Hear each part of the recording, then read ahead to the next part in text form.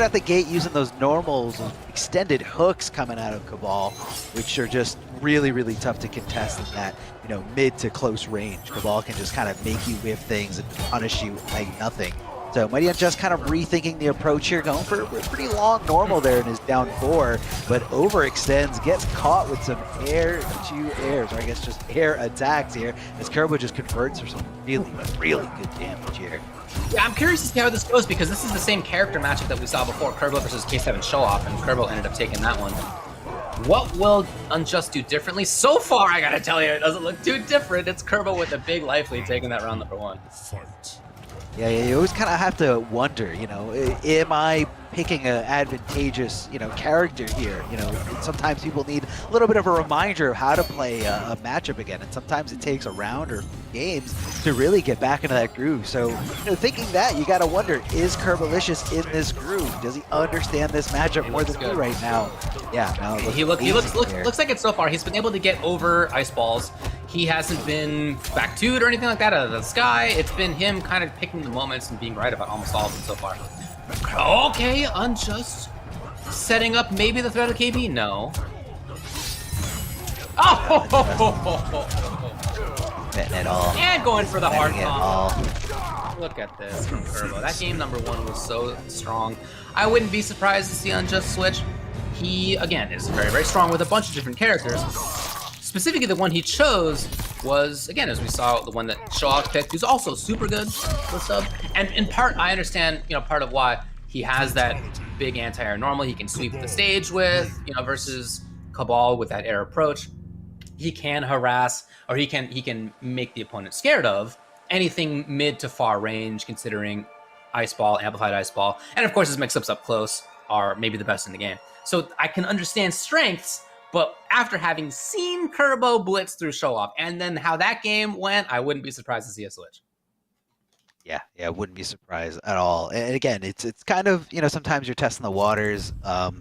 It could be something that maybe the Mighty Unjust picked up when watching, you know, Kerbo versus K7, and you know, he just really wasn't able to extract that information that he picked up. It looks like we're going back to the drawing board, back to more familiar character a lot of people love to hate to love, Jackie Riggs, seen as one of the best characters in this game for her high mobility and her ability to just dish out damage after damage. Not only that, but also just pressure you like a maniac. It's very, very tough to deal with the onslaughts here. So let's see what Kerbalicious can bring to the table when fighting against Jackie. Anyone knows how to fight a top tier character, he's definitely going to be a top tier player. So far, Unjust finds the moment. Oh, I think his idea there was to shut down the air approach. Didn't quite get it.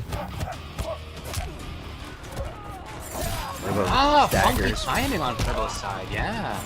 Yeah, so it looks like he was going for like a stagger, but instead of like staggering another, you know, standing string, just went for a regular down 1 to kind of just play it a little bit more safe. Up 3 from Cabal is very unsafe on block, so you got to keep that in mind whenever you're fighting Cabal, that his wake-ups are not an easy thing to just throw out willy-nilly. Oh, tries to go for the extended hook up there, but nobody was home. I love these projectile timings from Mighty Unjust, who has, of course, an offensive juggernaut in this character. Dude, let's talk. Okay, no pain, but also has the ability to shut down that potential air approach by Kerbalicious if he throws out the grenades at the right timings, which he has been. Okay, well, there you go. There's the solution. Yeah, but the solution is very, very risky, David. You get one Nomad Dash blocked, you're going to get a full combo punish, especially at the hands of the Mighty Unjust. They keep Jackie closer and closer to the corner, ending it there, and just does wake up forward too out of nowhere. Does this game have wake up Dragon Punch? Does this game have wake up Dragon Punch? Never seen that. It's a fast normal. It's a fast normal, and it's a very close timing, even if you do block it there. Well, I mean, he's calling out air options, which he was right about. That said, Kerbo's going to take the round. Yeah, I do like the idea that Unjust has looked for that air approach from Kerbalicious, because of course there's going to be an air approach from Kerbalicious. Yeah, like Gas, and that's your favorite move in this game, definitely gives you a lot of options in terms of approaching And both these characters definitely take to the sky pretty easily, but kind of in a different way, in their own way, really. Checking out with the down one after identifying the delay wake-up. Smart stuff here from Kerbalicious. Of course, those frame advantages, or the frame advantage on down one on hit, led into an easy throw. Forward to finishes the whole string. Mighty Unjust swinging back here. Kerbalicious looking like he wanted to go for some kind of anti-air. This is scary stuff here. Mighty Unjust does not have a lot to gamble with. Oh, out of the sky! If Unjust finds one more, it's one more mix-up after that, he's not gonna get a chance. As this 950 health character, that grab's gonna be enough. So far, Jackie, no. Sub-Zero, no. Again, he's got so many characters up his sleeve. Do you think he might switch, or do you think he's gonna stay? I felt like I saw him finding a groove at some point in that match, but it's just, it was the damage output from Cabal hurts a little bit more when your character has 5% less health. So it just makes it seem that much more devastating whenever Kerbo does guess right.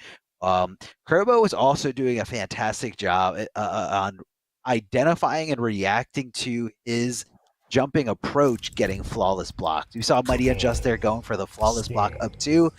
9 out of 10 times it's going to be hitting anyone, even really, really good players. But Kerbo especially is really, really good at understanding. I don't have to, I can react to them getting the right timing there on that flawless block. I can block, depending on, how fast someone's up 2 is.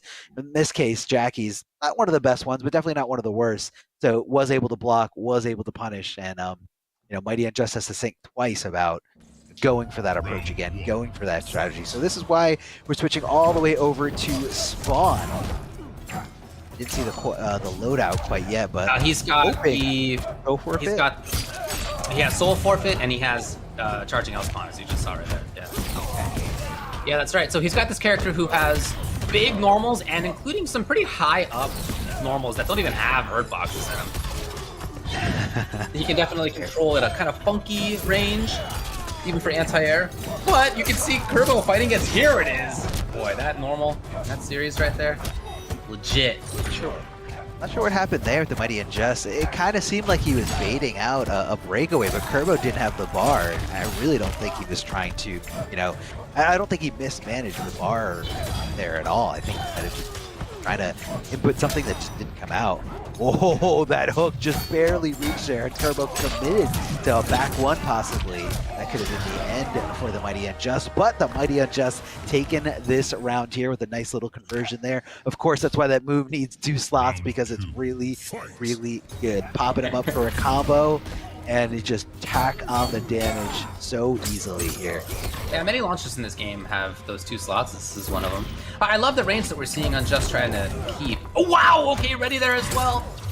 One of the strengths for Cabal is that at kind of footsie's range, he's got these buttons that many characters can't really contend with. Certainly Jackie can't, but this is a character who absolutely can at this range right here. So you see Kerbo kind of dancing around, trying to be up close or way far away. And when he was up close, the risk doesn't pay off. It's Unjust getting big damage.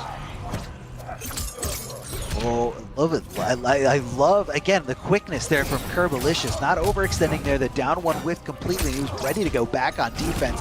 Mighty Unjust trying to get some kind of strange conversion there in the air. But that's okay. Just needs chip. But you got to watch out. That fatal blow does track no matter what. That's how fast Cabal is. But here comes a jump in. Hail Mary. I mean, I feel like Mighty Unjust wasn't really playing like that whole game.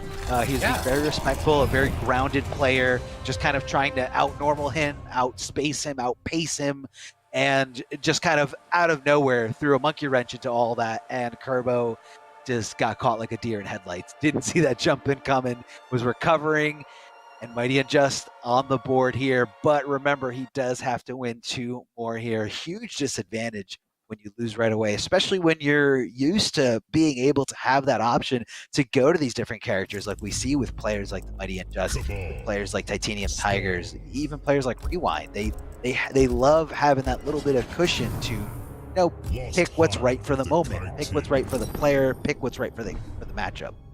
Well, one thing I'll say though is that that Kerbo's going to stick with Cabal. So once you feel like you have that character that gets the job done, as Spawn just did, you don't have to worry that maybe Kerbo's going to have the counter pick. It's just not going to be like that. So it's going to have to instead be more about changing timings, changing spacings, that kind of stuff. Again, dancing around like 3-4. That's, yeah, that right there. Kerbo's going to have to be, yep, again, it's really coming into play big time. Surprised Mighty Unjust wasn't ready to, at least apply some kind of momentum when that buzzsaw missed. Just on head. Oh, good call out here from Kerbalicious. That slight gas mobility to get in on there. Flawless block from the Mighty Unjust to at least kind of get some turn back. Looks like he's not really going for anything crazy, just kind of trying to check Kerbalicious down one afterwards because he knows how risky it is because Kerbo can identify that better than anybody else.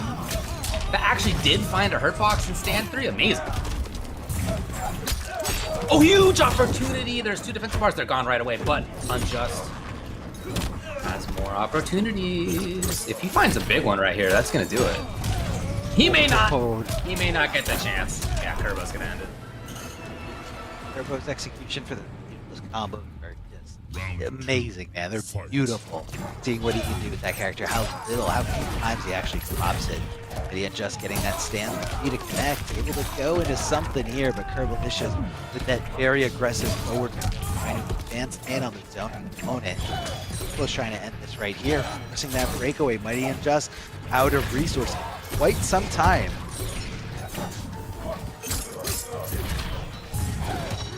You'd really see where Unjust wants to pick. He was just about to move back to the range I was just about to talk about, and Kerbo called out that movement specifically. That's why he's very close to taking this now. And with 2 defensive bars, okay, yeah, soul forfeit. I like the idea, but it's not even gonna matter as Kerbo posts right in at the end there to take that match. How about that, the set for Kerbo? He's got it. We know that he's one of the players to look for in this event. But Mighty Unjust, as we had mentioned before, came into this with #1 in points overall and had been such a strong player over the last year of MK11. The different timings, I think, were a huge part of this. As I said, it's not going to be a character switch for Kerbalicious to try to adapt. Instead, it's going to be like, when is there going to be a projectile that I have to do slight gas over? Or, when is there going to be something like stand 3-4 or whatever it may be that's going to cause me problems? Those are things he had to look for more specifically, more deliberately, and in that last game, he definitely did do that. Yeah, I saw shades of that all over the place here, and definitely heart goes out to Mighty Unjust. I know coming into this whole top 16, he was a player that participated, very, very frequently, very consistent results, therefore getting a lot of points here. But that's not going to be the end of the Mighty Unjust, just the end of winner. In the lower bracket where he still has a fighting chance against all the other players that lost bracket. Kerbo definitely deserved that, man. I mean, his how I just love all the decision making from Kerbalicious. He's not like super risky. Yeah, sometimes he'll have to go for a nomad dash if he's trying to stop something, because the risk kind of weighs in the reward, considering that Cabal is just such a high damaging outputting, like, in terms of outputting damage, like he really, really hurts in a lot of situations, especially if he's got that bar. So, it's definitely worth taking those risks. And I think Kerbo understands that. He understands that really well. Yeah. Gotta go. Obviously a very, very strong player. And his nomad dash, as you mentioned, mostly didn't super factor into it, but there were 2 moments, right, where he did nomad dash underneath the Jackie projectile, and then again he did it as he expected Spawn to dash backward. And after that happened, there wasn't that much time left in the match anyway, but at that point there weren't really back dashes again for Mighty Unjust. So thanks a lot to PlayStation. Look, this has been a huge part of how we've been able to do this, and they are presenting the MK11 Pro competition. You can check out their compete.playstation.com and sign in with your PSN ID. You can easily see a list of available PS4 tournaments, and you can sign up there. The PS4 Competition Center is the one destination that has MK content that gives an inside look at how top players play and tips and tricks for players of all skill levels. So we move on to the next in this second round of Winner's Side. It's Hijinks now versus Gur. Always a treat to me to watch the top Geras players play against sort of airborne characters. The way that they use his anti-air normals, creatively, spacing creatively to try to stay away from where Jackie can approach. Always, to me, is really, really fun to watch. But Hijinks, man, one of the players coming into this with a huge amount of points, 4th overall coming into this. Yeah, definitely had a great run there. End of the season. Oh, somehow getting that armor breaker right out the gate.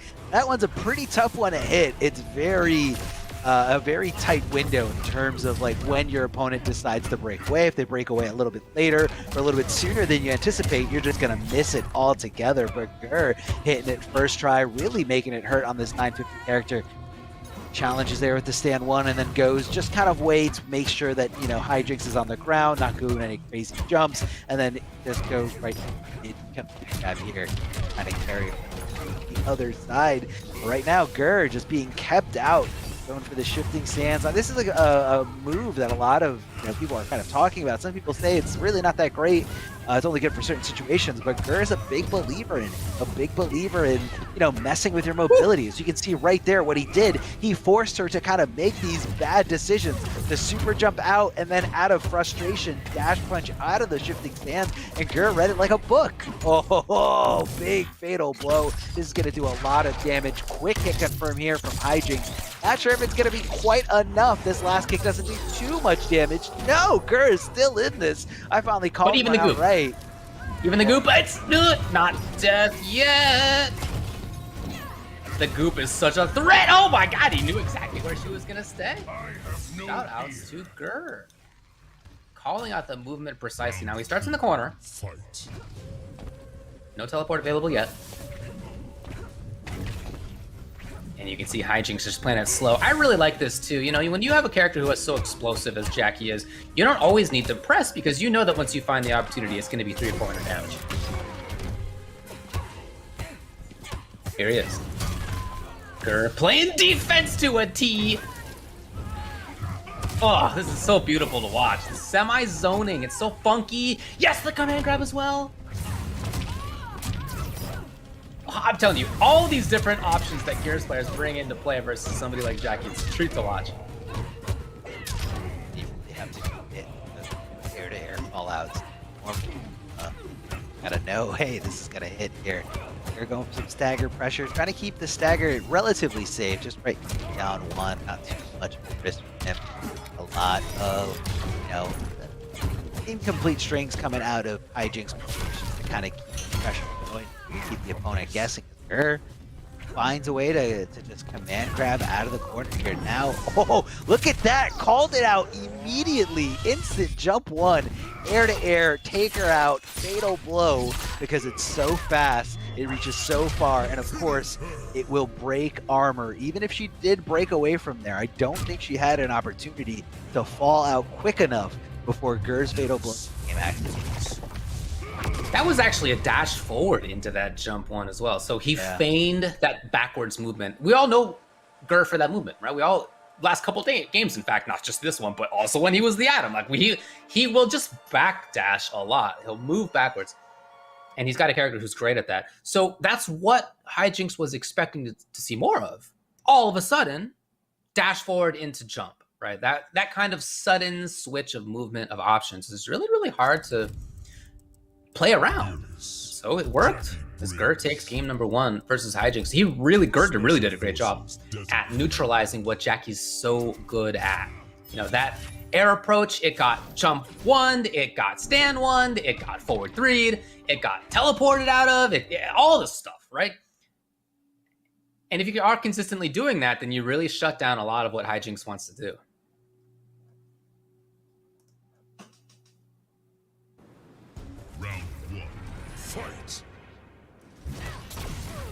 All right, just right out the gate, back to that mid that reaches so far. Good compliment to Jackie's dash punch. Gets a regular throw, Gur decides to back off, and I feel like Hijinks is looking for that answer to the Sands of Time. I mean, you could either go for a dash punch, you could go for a back 2. Both things just kind of move you forward. And if you're on the outer edge of the Sands of Time, the shifting sands, you get out of that. You get your mobility back, and you're free to feel like a character again. Well, this is where Hijinks wants to be. He's got the corner, he's got the opponent cooking. Oh yeah, preventing the movement. Like Gert tried to jump. A little 6-framer, harassing. Here's Hijinks, yes. And not even worth doing a breakaway. He's just gonna land in it. Okay, or anti-air, that's fine too. Yeah, it looks like Gert was just trying to go for that moral victory at the end, possibly just to get out of the corner to, you know, buy a little bit of real estate. Gets that, you know, super advantageous knockdown, able to go right into the shifting sands, try to push Jackie as far onto it as possible. Again, to kind of just take your opponent out of their comfort zone. Cashing in big time with that crushing blow, thanks to that max distance here. Pushing her back, just keeping her there as Gert just trying to tack on as much free damage as possible here with, you know, those quicksands. Way too far away. Hijinks had backdash. He maybe called it out, I guess. He's got the corner pressure. One more significant hit, he'll do it. Big plus. Okay, Hijinks gets it. So he's able to bypass what Gert wanted to be doing so much better that time, right? And the thing is that she can snowball so well. So once he finds his way in, that's the moment. Finding your way in the first place. Game number 1, he really didn't get that more than just a couple of times. Game number 2, he found it, and once she's in again, just able to snowball so well, get the victory in the corner, for example, right? Setting up the goop. Anti-air as well on deck. Like either way, it would have been fine. Those kinds of situations require that you get in, obviously. And so if you can do it, then you can really start rolling down that hill, and that's part of what we saw Hijinks do. Jackie Briggs, Gearless. See if Gert's loadout is going to change at all. Again, pretty sure a Gearless main through and through, but you know, depending on what the situation calls for, or maybe how, you know, figured out he feels his opponent is, you know, to his tactics, it looks like we're going to be keeping it the same. Mm-hmm.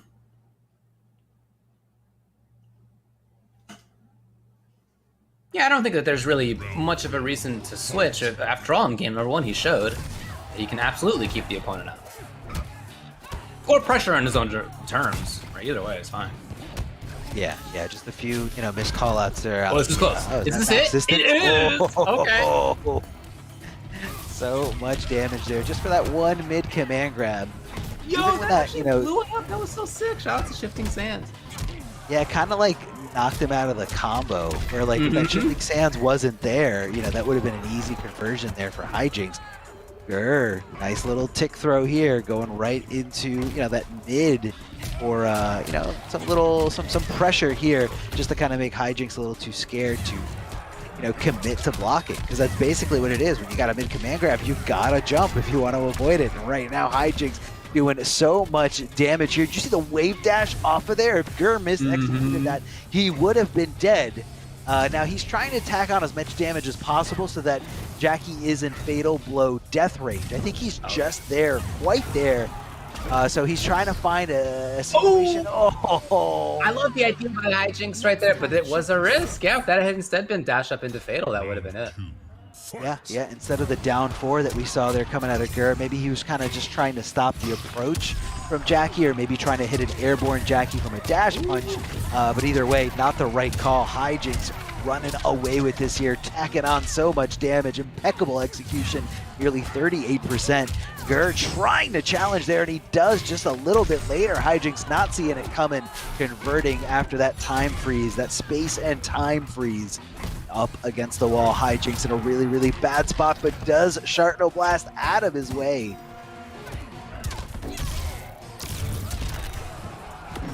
Fatal's back. Wakes up with it! Okay, he's gonna try to keep this. Wanted to keep it unbreakable, but just screwed it up. Oh, Gur in big trouble. Still has Fatal. What a timing! So important that Hijinks has these specific call-out moments. We saw that, I think, twice in that game, where he specifically calls out, okay, super jump time, right? You can never be sure of yourself versus Jackie, because she can burst in from so far away. But I do want to point out that it wasn't just about offense in that game. Part of the pressure that he started off of, and got significant damage while doing, was anti-air stand 1. And so it's not just about offense for Hijinks. It's also about finding ways to turn defense, to turn spacing into offense, into damage. You got to have both sides of that, and he absolutely does.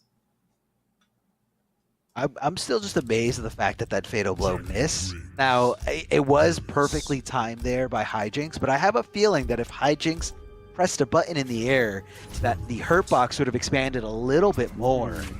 And I think that would have connected. Not to say that Gur was like specifically calling it out. Like he was 100%. That was 100% like a panic situation. Like I gotta hit them with something right now, or I'm gonna lose. But just the fact that she like rolled up into a perfect little ball and avoided it, you know, her hurt box from that hitbox entirely. Like that was so perfectly timed. If you jumped a little bit later, or a little bit sooner, I think she would have got hit, no problem.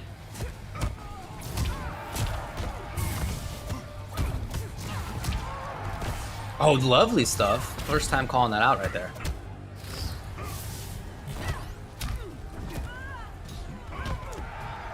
Gur finds the spacing again. Oh, interesting. Okay. Didn't spend bar on it, but that's cool. Gur looking for the jump again. Didn't come. Hijinks called it out. Again, it's not just about mindless offense here for Hijinks. There's so many specific callouts that he's doing as well. Oh, a high pop there and able to convert Gur, landing perfectly. That, you know, non-auto tracking move. You really got to place it perfectly every single time. Hijinks getting that forward throw, calling out Gur, holding on the block here, trying to hit him with some mids. And again, another throw pretty much down to the wire here. Both players down to nothing, and Hijinks finds the downward shot, easily converts into some more damage, and Gur in a terrible spot here. Hijinks 1 round away from securing this victory and moving on in this winner's bracket. Trying to jump and avoid as much restriction as possible. Those normals not going to reach far enough to get you out of that shifting sands. Big body splash from Gur, faking to go for the command grab, stopping the combo and looking for a regular throw. Not a good look here, does get that knee. Perfectly timed, perfectly spaced. Now Gur, in this moment, he can kind of wait it out a little bit more, but again, Jackie is just 1 leap away from making that connection and bridging that gap. Wow, that was so sick! And read the jump yet again. Hijinks felt cornered there, you could tell. Like he really needed to move forward all of a sudden, and Gur scoped it out precisely. Stand 2 anti-air, very slow button, but it does have that extra little reach that stand 1 just doesn't give you. The spacing there from Hijinks backing off and whiff punishing that normal. Essentially, you know, a very safe thing as long as it makes the contact. Big crushing blow from that flying punch, the Superman punch coming all the way from the other side of the screen.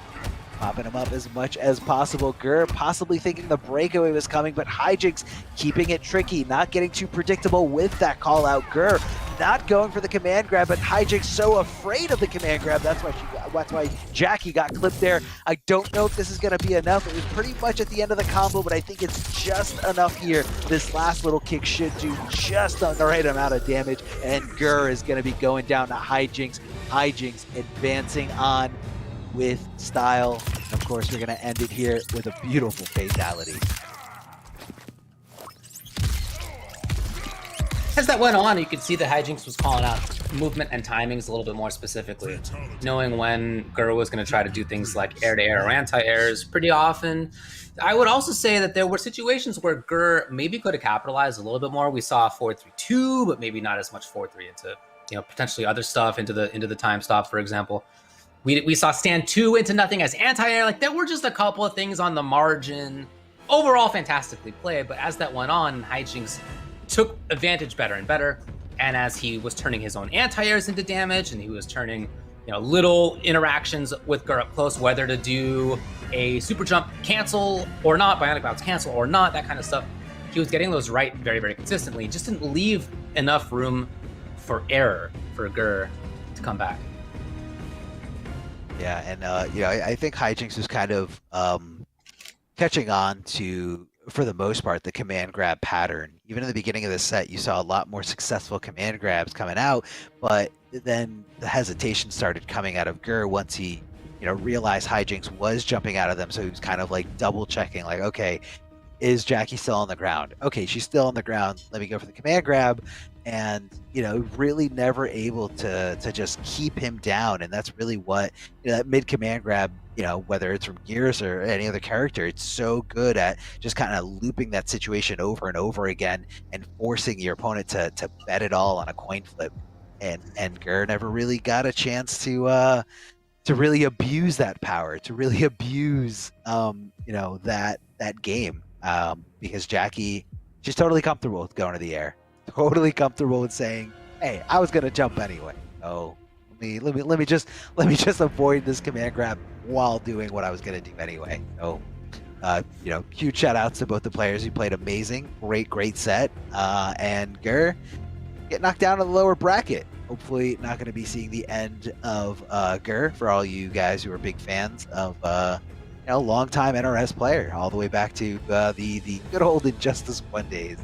But we're going to be moving on through this bracket. Of course, I'm a little bit more biased for anyone who's an OG Injustice 1 player. I think Gur is the only one in this bracket. Or I guess, no, you got Honeybee and Biohazard as well. Yeah, there's a couple others, yeah.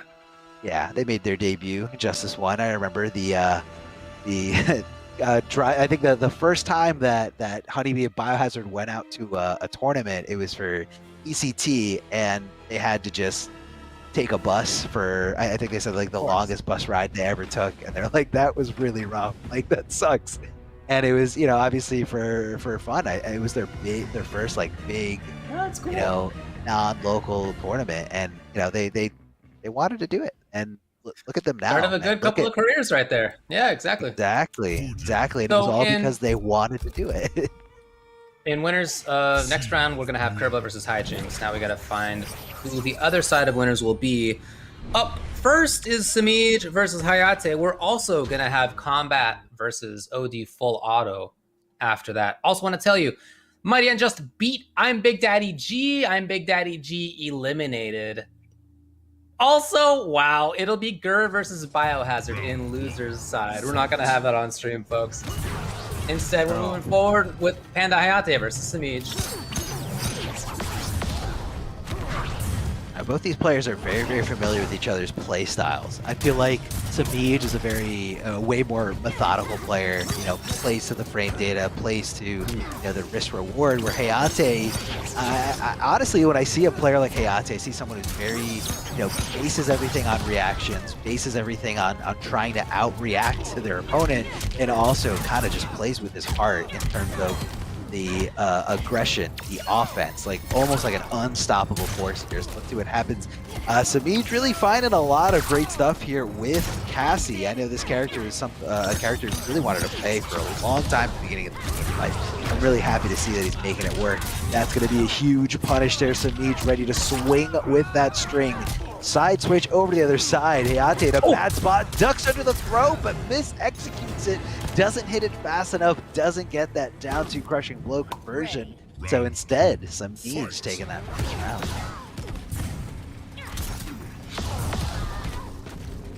A little bit of harassment from the full screen. Oh, Samij. No, not when punished, not quite in time. I had to get a knockdown. Question is to what? Okay, yes. Samij obviously out of it immediately, but the next hit could be a big deal. Yeah, here we go. Even meterlessly. Gonna get a few hundred and a corner.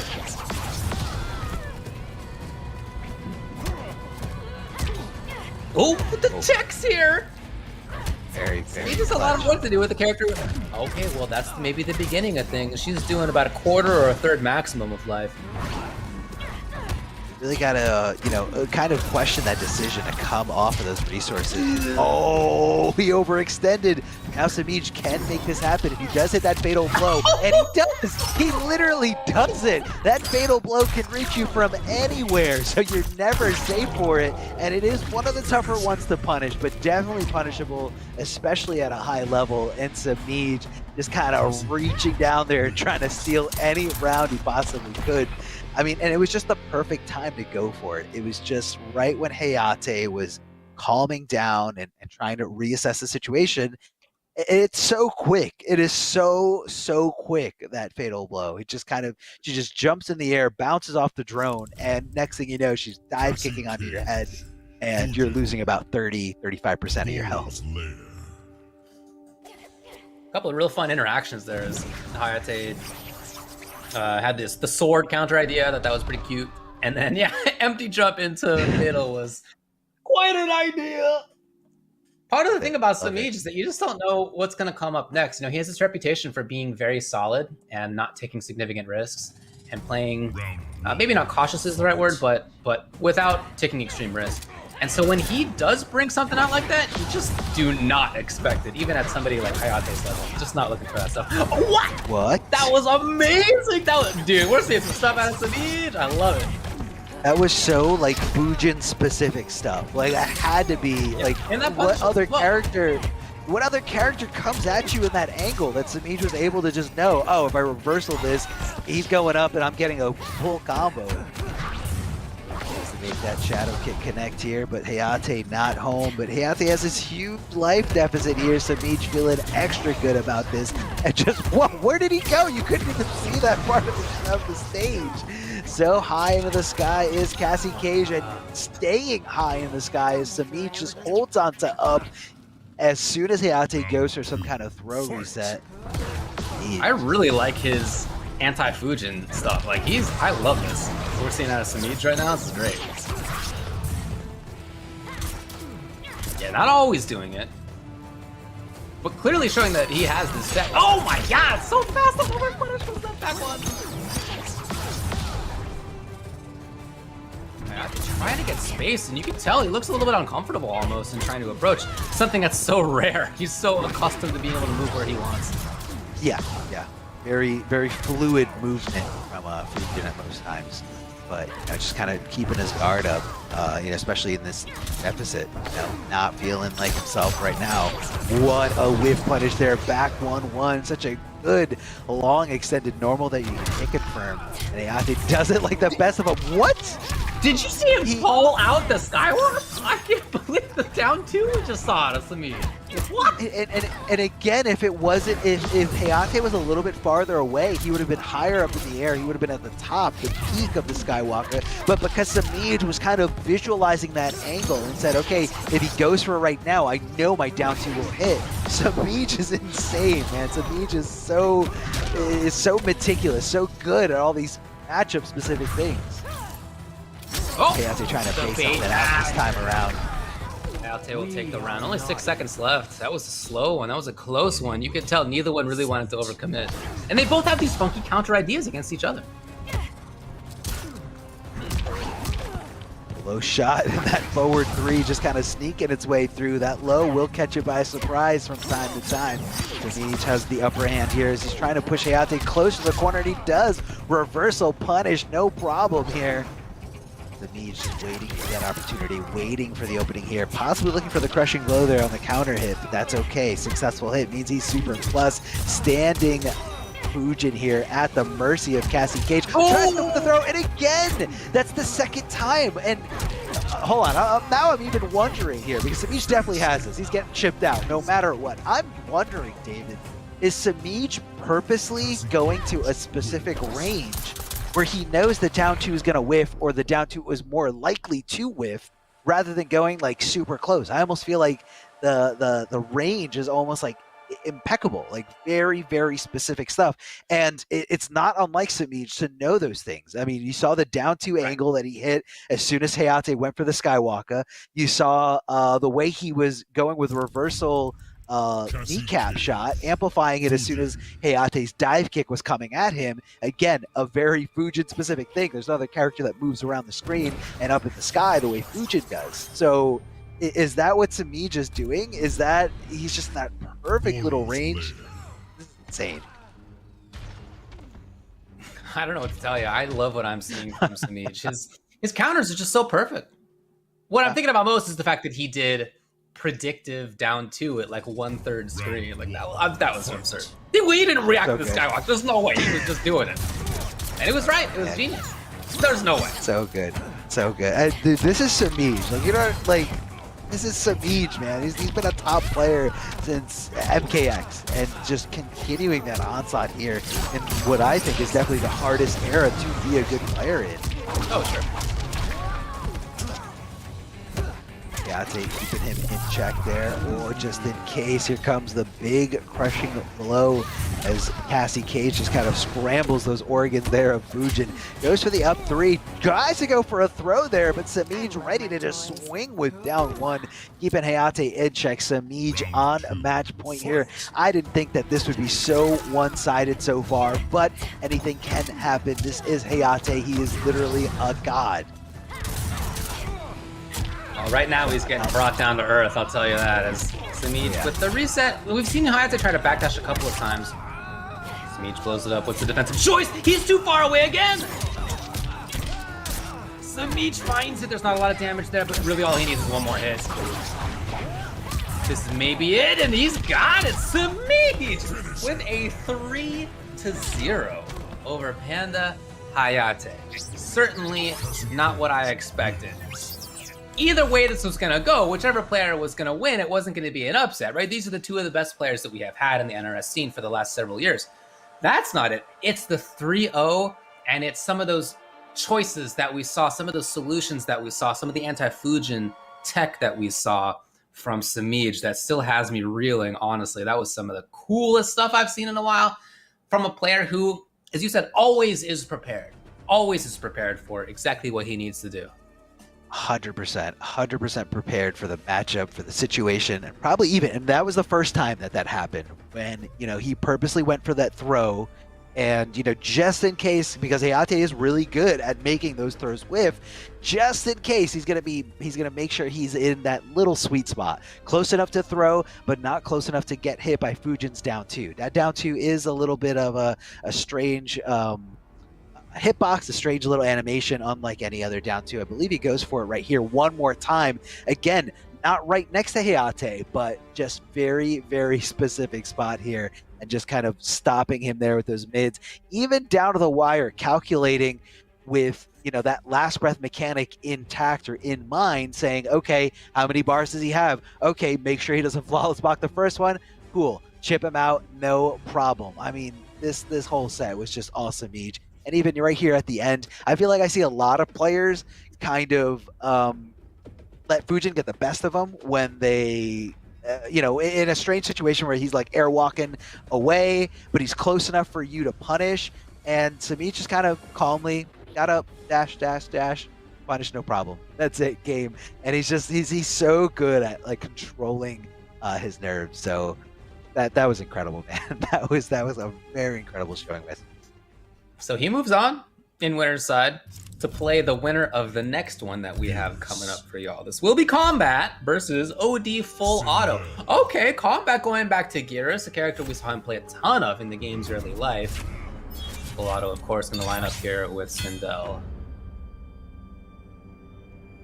I gotta watch out for those full screen screams that will crushing blow your face right off and take about half of your health.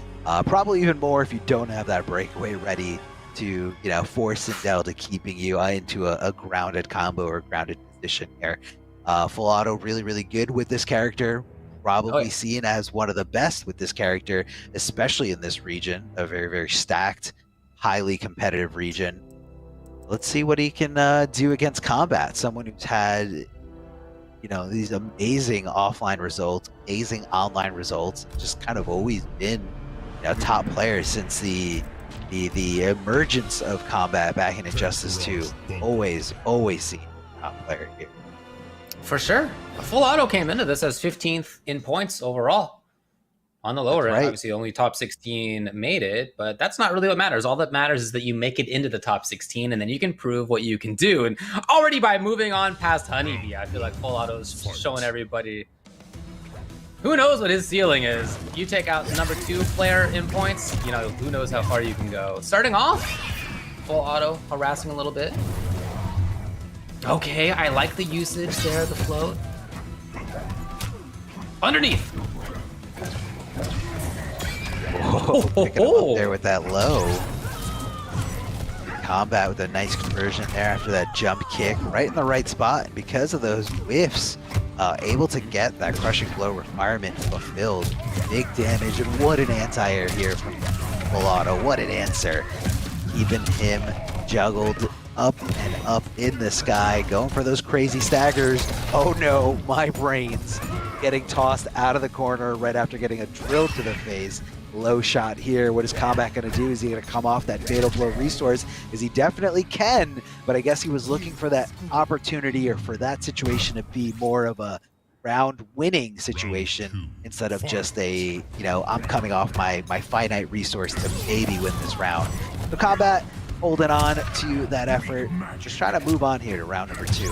Checking up with that down 1, and that's just going to be the green light for a nice, clean, easy jump in. Lots of damage here thanks to this huge display of execution. Keeping him in the corner. Love to see it. Pretty good in damage there, no doubt. Oh, underneath the knowledge check right there by Full Auto. Not quite out of the corner. That'll be the round. So both of them have shown off their 2-bar damage combos. A little bit more on Kombat's side, no doubt about that. Oh yeah, especially that last round, but hold on a second. Remember, we got that full screen scream. Of course, not fully full screen, but pretty much pretty far. Very, yeah. Definitely very far. And the fact that it just triggers a crushing blow on a counter hit, or you know, it's such a good tool to have. And you know, Kombat is playing like, you know, any moment I could lose 50% of my health. The Full Auto being cautious, trying to walk Kombat a little bit closer to the corner. Kombat, when are you gonna take a switch here in strategy? Because you are backing yourself up against the wall. It does connect the low judo chop, and just like that, Kombat got a little bit more real estate, but he's getting aggressive.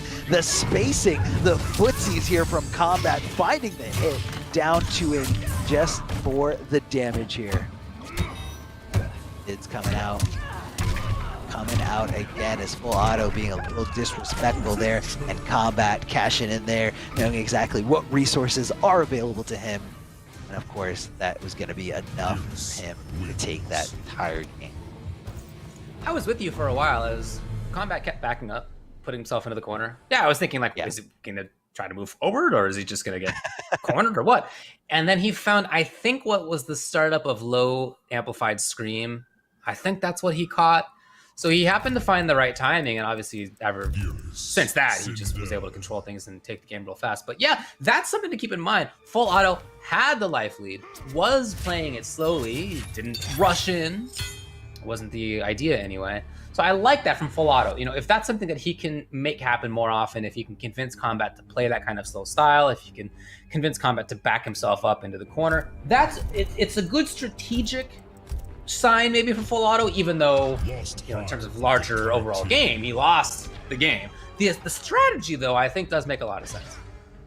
Yeah. I mean, it's definitely a great way to limit your opponent's options, limit their mobility, and I want to see Full Auto taking a few more risks, though. I want to see, you know, a few more attempts for this scream to come out.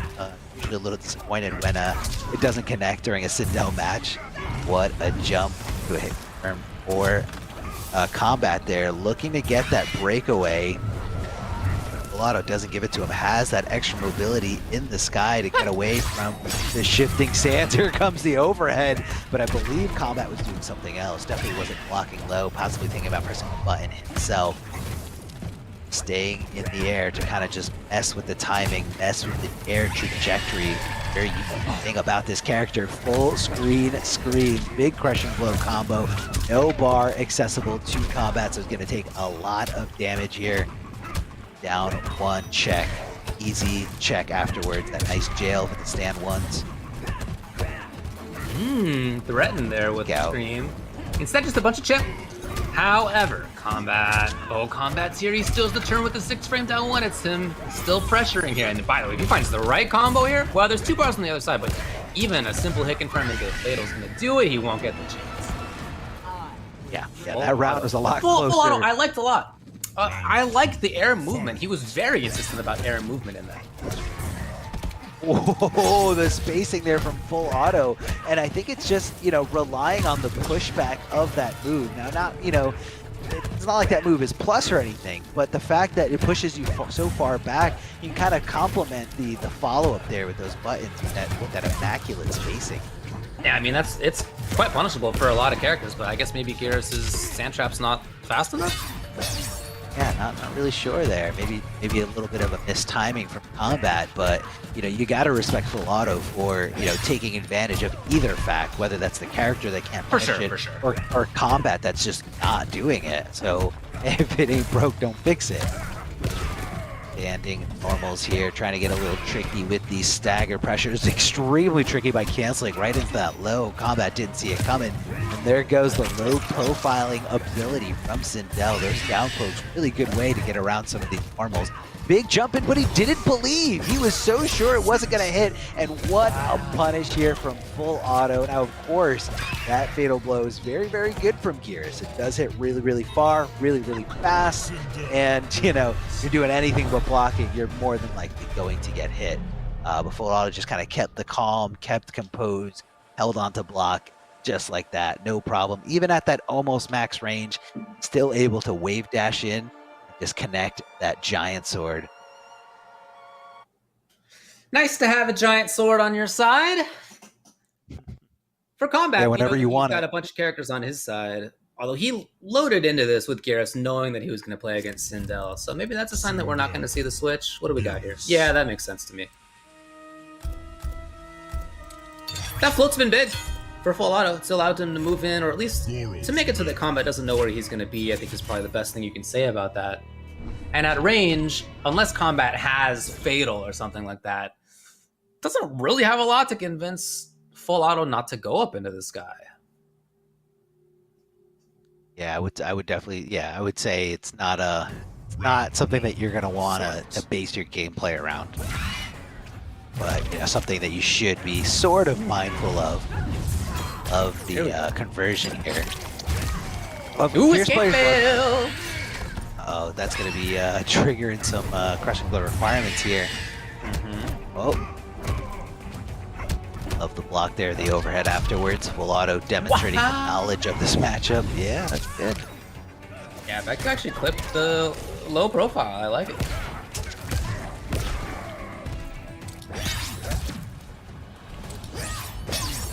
I feel like Combat's just kind of done with pressuring after that hair grab. He's just like, you know what? You want to do the hair grab? I'll just back off. Like, I'd rather go back to playing neutral than trying to, play your game. No? Play what you're very used to. Combat letting it go a little bit here. He does have a big life lead, but he has given up a couple opportunities. Here we go. Round goes to Combat.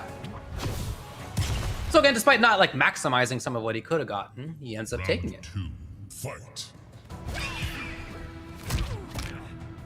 Beautiful. I love seeing dash from downtown forward 3 from Geras players. That's such a sick anti-air. Yo, again, that's so cool. He's baiting a ton of stuff right now. And then there was no low profile under the forward 2-1-2. So he is convincing Full Auto to chill out. Spends it.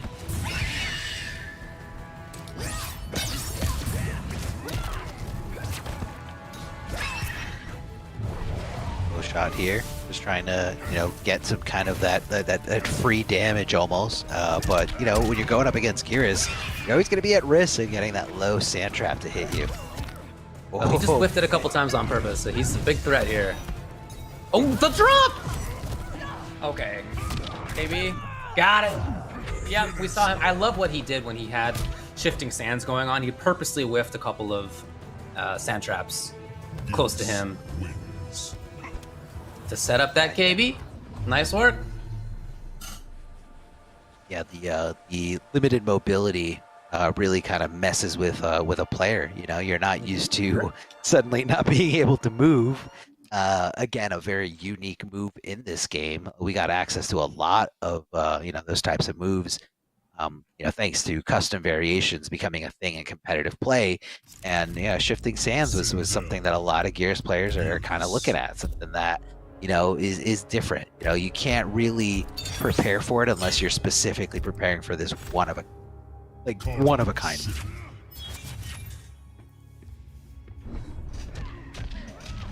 So lots more credible offense from Combat. I think that's a big thing that stands out in my mind. In that last game, also did a great job at sort of convincing Full Auto that it was safe to move up into the sky. I said before there wasn't a lot to convince Sindel not to go down, or not to go up into the air. But being far away, dash forward, forward 3 as an anti-air is one of those things. We saw that come up a couple of times.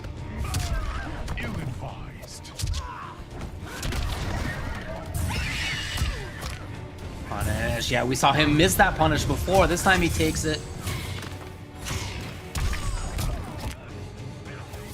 Woo! Okay, so just a cool 400 damage and then right back into things. Ooh, wake up. Boy. Yeah. Up 3, definitely not safe there. As Kombat just kind of, displaying how to punish it. Just a regular down 1 check afterwards, knowing he doesn't really need much in that situation to get that win. And Kombat on match point here just needs the round. And Full Auto looking for that full screen scream, trying to get that crushing blow to trigger. And Kombat almost got him there. He called out the breakaway just right, but just mistimed the timing a little bit. Regular throw loops, you love to see it. Oki right next to you. Big body splash coming your way. Not a fun thing to deal with at all. Look at the knowledge from Full Auto. The knowledge of the matchup, knowing he can low profile and interrupt that last hit of the string here. Blocks the overhead, backing up the whiff punish here. So smart there from Full Auto. Using that air dash to kind of get away from that shifting sands. Really only locks you down if you're on the ground. Oh, he took a insane. huge risk.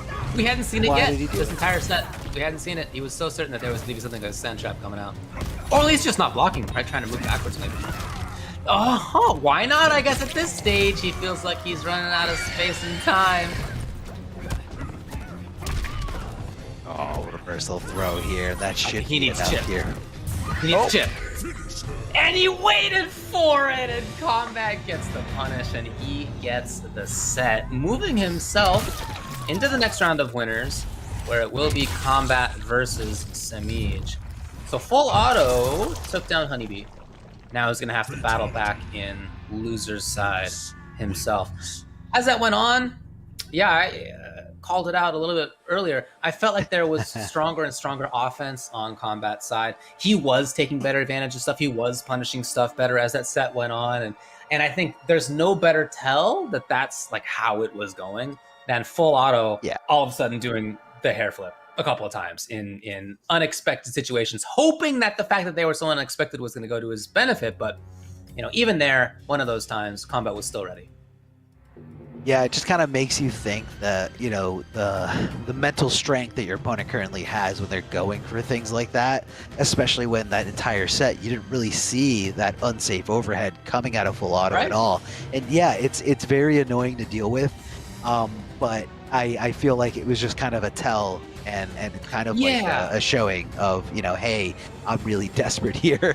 I'm super desperate. I'm looking for some kind of way to get past your impeccable defense. I mean, I don't want to say that I think Full Auto got smoked because I think he played great.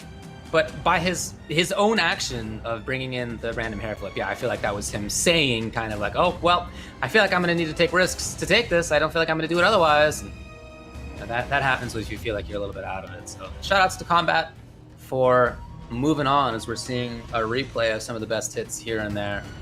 Yeah, Kombat's pick of Geras, it worked out. So we've seen Joker from him. That didn't work out, although we know that character's very strong. But then his pick of Johnny, yes, did work out. And then his pick of Geras worked out too. So again, that's going to mean that he moves on in winner's side. Winners of next round will be Kerbolicious versus Hijinks and Kombat versus Samij. Now that is top 8, and I just want to let you all know that the prize payout begins to get relevant at top 8. So 7th places get $500, 5th places get $750, 4th place $1,000, 3rd place $1,500, 2nd place $2,000, 1st place $3,000. Here's a look at the lower, loser's side. Check it out. Gerb took out Biohazard. That was a battle of a couple fan favorites right there. And, no other way for it to have gone other than down to the wire, 3-2. But Gur is the one who moves on. The others, we mentioned earlier that Mighty just sent I'm Big Daddy G out. Pulse versus Full Auto. Hayate versus Tweety is a marquee match, that could have been grand finals. Like, really, it absolutely could have been grand finals. Instead, it's going to be losers round number 2, and we're not going to have it on stream, everybody. We're getting the winners on here. You're going to have to go watch Tweety or Hayate's stream for that. But that is going to be a good one, no doubt. I can see the pain on your face saying, like, well, I mean, I know the rules, right? Because I want to watch players here. Yeah. We have to get the winners in here. Like, there's just too much great Mortal Kombat action to see for us to be able to see all of it. Obviously, yeah, no, again, it would take forever if we stream every single match, and, you know, that's not fair to everybody involved with putting this on, and not fair to all the players who, you know, would have had to wait around for a really long time. So, you know, it's just unfortunate, but that's just the way it has to be. And that's pretty much what it's going to have to come down to. But we do have a lot of great matches in this entire top 16, all really, really good players. And speaking of really good, if you guys want to get some awesome merch, you guys can go and head on over to Amazon.com/Mortal Kombat. Look at this graphic. It's just the tip of the iceberg. So many more styles in the actual store. You guys can rep your realm, rep your character. You know, you have Scorpion, Melina, and the Sub-Zero t-shirts right here. But inside the store, once you actually go to the website, you also have Raiden, Jade, and Liu Kang, along with some other styles. You got the hoodies, you got the long sleeves, you got the sweaters, you got the zip-ups. You got so many different options, different colors. Only way for you to find out what is really there is by heading on over Amazon.com/Mortal Kombat. And it looks like that's a perfect thing for you guys to do while we take a quick break. But don't go anywhere, because we're going to be coming back with more high-level Mortal Kombat 11 action. Hello, ladies and gentlemen, fans and combatants. Welcome back. This is the final stream here of the Mortal Kombat 11 Pro Competition. This is breaking down the finals here for North America East, one of the most stacked regions in the world when it comes to Mortal Kombat 11 or just NRS in general. My name is Darth Arma. I'm joined once again here by Mr. Aquaman as we go through all these incredible matches. I know you're super excited, Mr. Aquaman. Why don't you break down the bracket just a little bit for us so everyone at home can be caught up to speed on what they might have missed? I'll catch you guys up real quick, maybe with one sentence. No one is safe in this bracket. This has been intense from start to end. I don't even think you can call any of these upsets. The matches have been incredible, close out of the gate for so many surprises if you look at the point total, but there's so many factors coming into this thing. Of the 16 finalists here in North America East, we watched some amazing stuff on stream. Unfortunately, we are missing a lot of stuff off stream, but on the winner's side, we do have Kerbalicious coming through on an absolute tear over Show Off, over Mighty Unjust, who was coming in as, again, on paper, maybe the person with the most to lose coming into this, just how much he's dominated the not just the pro competition, but also the open series. If it's PS4 tournaments, Unjust has dominated it. Kerbalicious, the veteran, the long-time veteran going back a decade, able to still perform at the highest possible level of Mortal Kombat. You also got Hijinks, who so many people doubt. And can we stop doubting Hijinks for once in our lives and put some respect on his name? Coming in the Game 5 clutch against Deadly Rebel, the 3-1 victory over Gur, who was red hot off of the mirror with Tweety, is going to be facing off in the semifinals. Hijinks on fire as well. Kombat making a return to Kombat a little bit after a little bit of a break, taking it over Daddy G, taking over Full Auto, and is going up against Samij, who may have surprised us all. Again, Kombat and Samij are kind of coming in this on the same path, I feel like, Arma, of not playing as much, but know what to do when they need to perform in an event like this, because this is where they step up. They know in advance who's in this bracket, and they get to, you know, sit back, chill, and then when it matters most, they put all of the time into the lab. And that looked like Samij.exe to me, if I could be honest with you, Arma. That's right. As you used to say all the time, week after week, Samij the Machine. I mean, he can go in and just break down any matchup, not even just character to character matchup, but also just overall player tendency. Definitely has notes deep into that CPU that he calls a brain, and understands habits, understands tendencies, and can kind of, you know, either react or anticipate all the things that he's going to be looking out for. But Samij, no surprise, no doubt that Samij and Kombat both in this winter semis just because of the overall talent from both those players.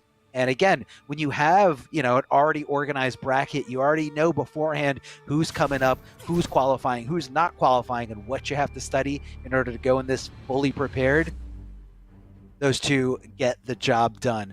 Right now, we're going to be going to our match here. Kerbalicious, as Mr. Aquaman mentioned before, the long-time veteran, Mortal Kombat 9 Demon, and has once again risen from the dead, loves Mortal Kombat 11, and looks like we're looking at Jackie. I don't know if this is just the troll here. Kerbo pretty much going with Cabal most of the times that I'm watching, but he's going to be going up against Hijinks, who is literally just playing out of their mind. That victory over Gur definitely solidified it for me. And yeah, we had a little bit of trolling, I think. Kerbo going back to Cabal. And, he's done this not sure. He keeps hovering over his opponent's character, and I don't know if it's to send a message, if he's just trying to get, if you get 0.00001% under your opponent's skin by doing that, Kerbo's already feeling good. Feeling it, man. He's just trying to, you know, just even think about it. You know, if you just even think about it, maybe he's like, I can maybe try to rattle him a little bit here. But we know Kerbo's playing Cabal. This is who he came into the community with 10 years ago, and it's one of the greatest storylines of Mortal Kombat 11 to me competitively is seeing him make a return to form and back at the apex of Mortal Kombat. Yeah, I mean, he definitely shown that he is, you know, capable of going back to full fighting form. And he proved that while winning Mortal Kombat 9 at Combo Breaker just a few years ago. You know, after nobody knew, you know, where Kerbo went, what happened to Kerbo. Now, granted, that was the older game, and a lot of people are like, well, he can't do that with a new game. Here he is proving all those haters completely wrong, going into this full force and just rocking with the best of them here. Is right now getting rocked by Hijinks. Those mids coming out so quick. One of the best things about Jackie is how fast those mids come out and how much damage they deal afterwards. Gets the back foot here. Hijinks willing to not let go of block. Kerbo makes his comeback. Oh, doesn't get the last part. Oh, if he would have converted, I would have cried right there. Managed to survive, but Hijinks on the flip side coming here with the Jackie. We just saw what Kerbalicious was able to do against Jackie in the previous round against Mighty Unjust, and he has a phenomenal track record against Jackie as well. And matchup-wise, Cabal's jump one gonna be a problem. I know that these two have run into each other an awful lot in competitive play of late, and look who looks a little more prepared for the matchup. It's Hijinks, who has turned up the offense to 11, and the offense runs him into the crushing blow of the back one, and this is so much damage. Goes for the reset, 326 plus the 130. That ended up being way more than the combo would have done, and Hijinks already halfway dead. Oh yeah, especially considering that 5% less than every other character. Kerbo close to tying this up here. Doesn't quite give Hijinks the access to the Fatal Blow, but now after this throw, both Fatal Blow, never mind, going right through it completely. Forgot that crushing blow was fully loaded thanks to that failed escape previously. And Kerbo understanding that, paying obviously more attention than I am right there because he's the one at the helm here. And that's what I was talking about right there. You saw Jackie leap in, Kerbo does the instant jump one, and there is not much that Jackie could do to actually hit Cabal in that situation when the jump one is active. And that's really crucial in this match if Kerbo can get that cooking here in the air. Hijinks making the grounded approach, though, kind of learning his lesson from the last one. And Kerbo's conversions haven't been there as much as they have been before. Cleans it up this time around, and he gets Hijinks off the defensive bar because of it. The really big reward for that execution. We got ourselves a poke fest here, 2021. And Kerbo comes in with a grab instead because Hijinks has been in such such respect of those big beefy mids that Cabal puts on the screen.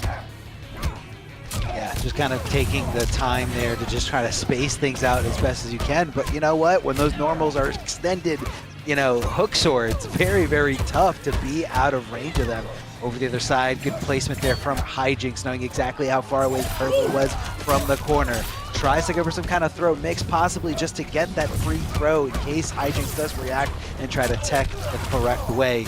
Hits the mids, counter against Kerbalicious here, looking to press some buttons, and those are the downward shots. That's going to be a nice hit confirm, impeccable execution, and Hijinks coming off the resource at the perfect time.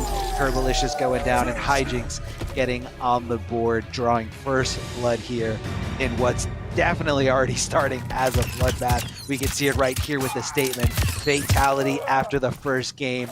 We are not pulling any punches here. Boy, this is message sent from Hijinks, doing to Kerbo what Kerbo does to others. This is the counter mental warfare. And mentality is a lot more prevalent in fighting games than you guys realize. You know, you can win or lose simply by what's going on inside of your own mind. Kerbo likes to play these games with everyone else, fatality them every single game, try to get them even more upset. And I love that Hijinks gave him a taste of his own medicine to get us started here. And Hijinks is very confident today. After the first win, said, feeling confident to take the entire tournament. I like it. And he's playing like it. Jackie Briggs, Cabal. Yeah, man. Cabal, The confidence Cabal, is just kind of Cabal. oozing out here. And right now we're seeing the feeling themselves as he's just kind of giving Kerbalicious a little taste of his own medicine, highlighting Cabal over and over again. But obviously, because we just came off the win, going to be character locked here. Although I don't see either of these players straying away from their tried and true mains here. Kerbo, of course, known as playing Cabal for a very, very long time, even before MK11, really doing some work when Cabal was clearly the one of the most broken characters that ever exists in MK9. But right here, obviously, a more balanced, more toned down version of it. Gonna try to launch up there, and look at the timing there from Hijinks on that breakaway. Immediately coming out, knowing that that launcher's coming out, almost like you're buffering it before you even take to the sky. That's one of the most savage revert. Like, Kerbo got the trade, and his instinct was to just nomad dash afterwards, reading that Hijinks was going to be the aggressor, and that's what Hijinks showed him in game number 1. The adaptations by Kerbalicious right now. Where's that bad boy? Oh, okay. Managed to avoid the killing blow. Escape there. And just a nice little poke there from Kerbalicious, maybe looking for some kind of stagger, maybe looking to, you know, just simply chip out. No need to take a big risk because we have seen it go downhill like we did in the previous game in the last round. Ooh, nice trade. I like that Hijinks is being a lot more grounded. You know, thank you for the correction, by the way, in the chat. It's that Cabal jump, too, when he puts that hook out. It's been a really big hindrance for him. And Kerbo does 14 and a half, I feel like, different mix-ups every time he goes airborne. We'll see what Hijinks' adjustment is going to be, because right now Kerbalicious is finding that groove a little bit, and not much you can do about that. Just a perfectly executed flawless block, and he gets a beautiful conversion off the down two as well. And wait a second, life given the Hijinks here, trying to fight and claw his way out of the big hole he found himself in early on this second round. He wants to maintain the momentum here on Kerbalicious. Knows that momentum plays heavy into these games. Yeah, super. And pretty much anything here. As soon as you're feeling it, as soon as you're getting that confidence, making the right decision, it all go great for you. Love the decision to go back into the corner again, picking up on the fact that Hijinks was just holding on the block, and he made that guess, that read one more time, and Hijinks said, no, this time I'm nowhere on the ground. I'm doing downward shot, easy conversion for me for some good damage. What an air-to-air here. What an answer from Kerbalicious. The forward 2-2 hit confirm. Of course, we're going to keep the corner positioning here, slamming him down. What's he going to go for? The auto shimmy, but nobody was home thanks to that delay wake up. But here comes the so close to the ground. Oh, that's going to be the armor breaker. That's going to be so much damage here. 37%. Just because you didn't think that thing was coming. An unfortunate breakaway here from Kerbalicious. Decides to break away at the end of the combo just in case he can sneak out of there. But no. Look at this damage. 49% because of one breakaway you decided to do. And now you've got no bar for quite some time. That was incredible. It's exactly what Hijinks needed, but the stray hit from Kerbo. Getting converted here, and no fatality back, sends the brutal to him this time around. Cabal wins.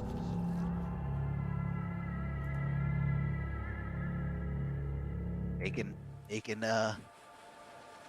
I feel like it takes a certain finesse to you know, get those brutalities off. And obviously you have a lot of them unlocked, so you have a lot of different routes out there. And Kerbalicious, I feel like one-upping Hijinks a little bit in this situation. Of course, Hijinks going with the fatality at the end of the first game. Kerbo says, all right, you're going to do that? If I'm feeling myself, we're definitely going into Brutal City. Definitely ripping you to pieces here. And Hijinks no longer playing any games here on the character select screen, and neither is Kerbo. These guys are locked in, focused, hyper-focused, wanting this more than anybody, because whoever wins this is going to be guaranteed third place or better once they get into that winner's finals, and that is a lot of money, a big chunk of this $10,000 prize pool. Round 1, fight. And that split is no joke for those that do make the top 8. First place tonight, $3,000 on top of the amazing Astro prize package that some people want more than the actual prize payout itself. Look, man, custom anything is just an awesome thing to have. Custom anything, especially when it comes attached to so many great memories, like playing Mortal Kombat 11 at a high level. Who doesn't want to remember that? Back throw, and here's a nice little down 4 at max range. Jackie just getting clipped there, but Hijinks totally okay with it, and totally okay with swinging for the fences as Kerbalicious comes down with a huge 40% combo. And of course, we're just going to go into the auto shimmy string. No need to take any kind of huge risk. Just do it, and if they get hit, they are dead. If they think a throw is coming, they are dead. Kerbo willing to eat Kerbalicious. Yep. Yeah. He was willing to eat it. It's all Exactly. good. He was going to do more damage regardless, as long as he's got the health lead. And in this match, health leads are few and far between because they're both haymaker characters tossing 30 plus every single touch. And Kerbo getting real throw happy this time around. And what a way to open up your opponent when they started to pick up on your patterns of staggers, full strings. Start implementing the throws, and that's going to force your opponent to try to neutral crouch a little bit more or start getting more aggressive with their buttons to start opening up those staggers later on. This is all conditioning from Kerbalicious. Ooh, beautiful hop by Hijinks and the back-to-back. I can't believe he recovered in time. Whoa, that was an awful lot of respect right there, Arma. Two guys next to each other, both with, 9-frame mid, staring each other down, not pressing a button. That's on MK11 to me. What's my name, man? And Hijinks was 4 times Definitely a rare sight of respect, a rare sight of let me just chill out for a second, just for 1 second, just for a few frames.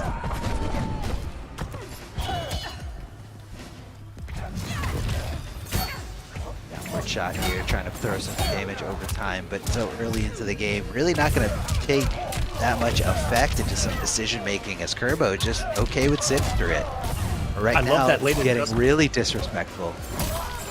That led just my Hijinks to see Kerbalicious jump back, and Pryor thought that he was going to be able to get a turn in there. You know, the Kerbalicious loves that so close to the ground leap and then back into the jump 2 pressure. It's caught Hijinks a few times. I like that he's starting to wait it out a little bit more. Wasn't ready for the early one this time around. He's going for the ride of his life, about to get breakaway.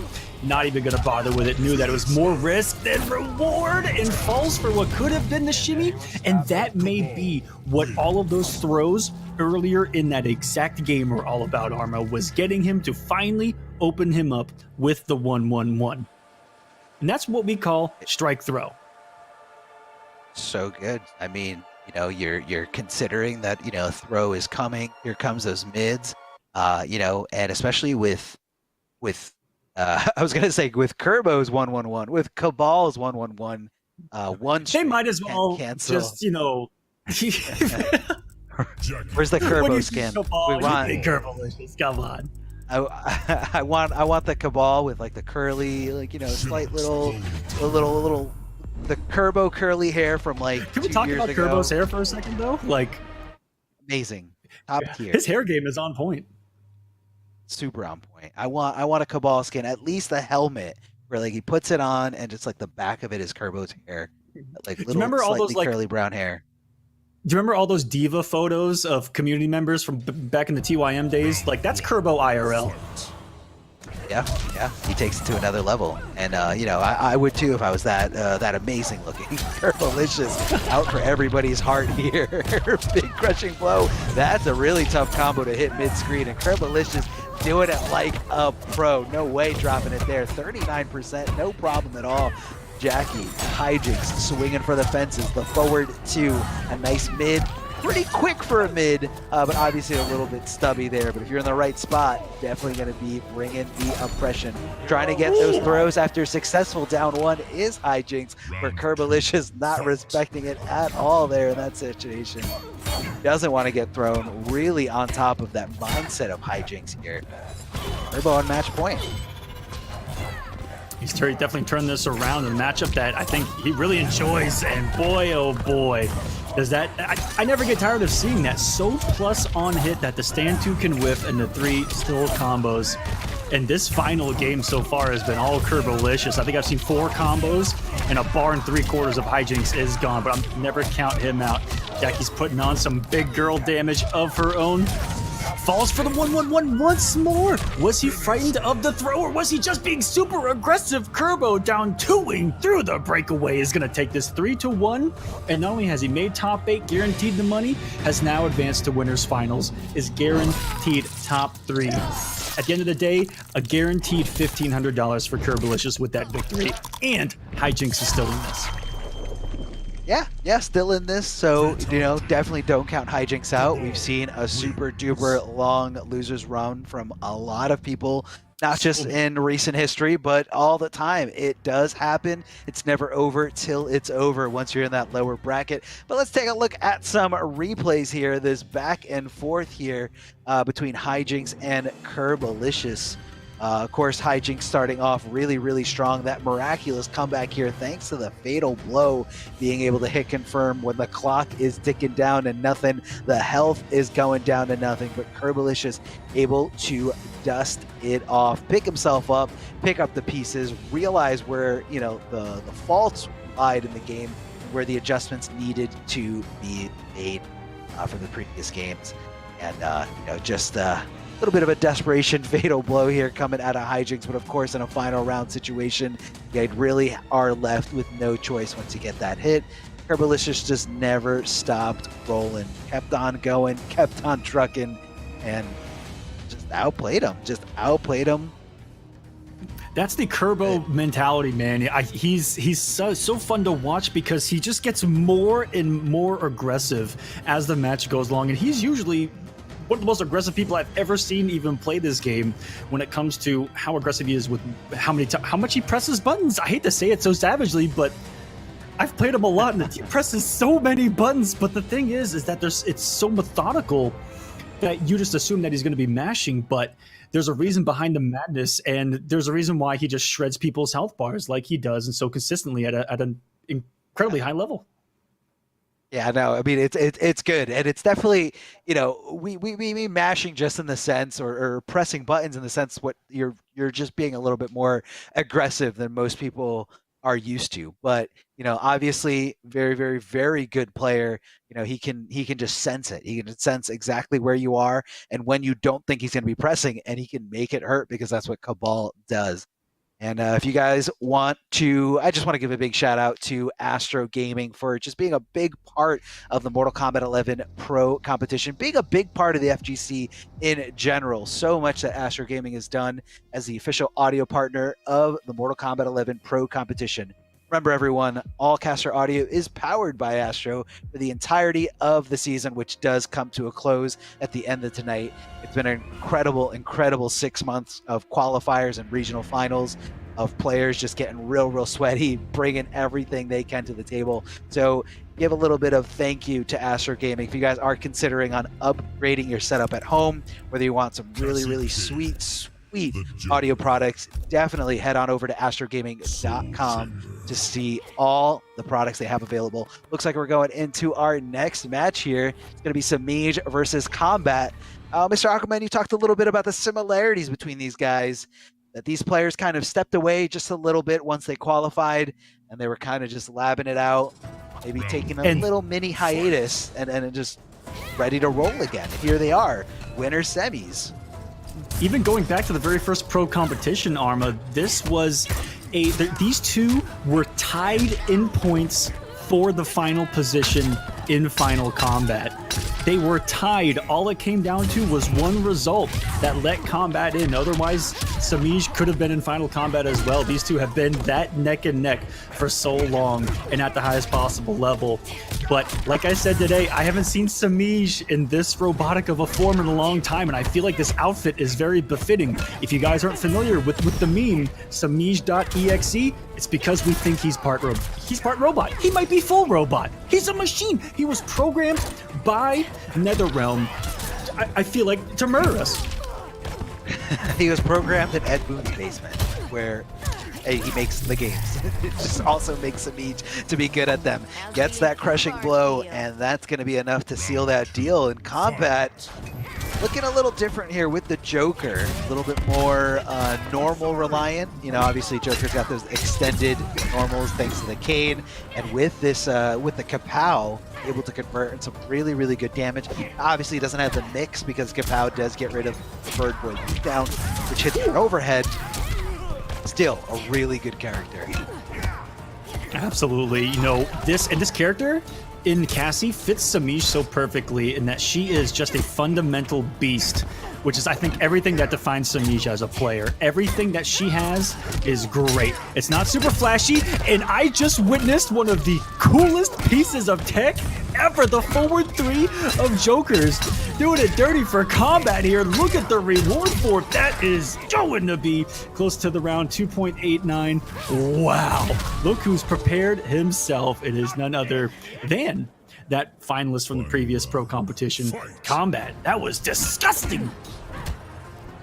So good here. Yeah, we're going to be connecting, no problem here. That piece of tech, so specific to Cassie Cage, and again, you know, we alluded to this, definitely doing his homework, and, you know, I feel like sometimes Samij puts himself in the box with this game because really, really loves playing Cassie Cage. So, you know, you gotta wonder, how much am I leaving out on the table? How much am I showing everybody that I know here? Oh, good block of the overhead afterwards. And even right there, Kombat didn't go for that aggressive forward three, but instead just kind of went for the flawless block to minimize that blocks them there.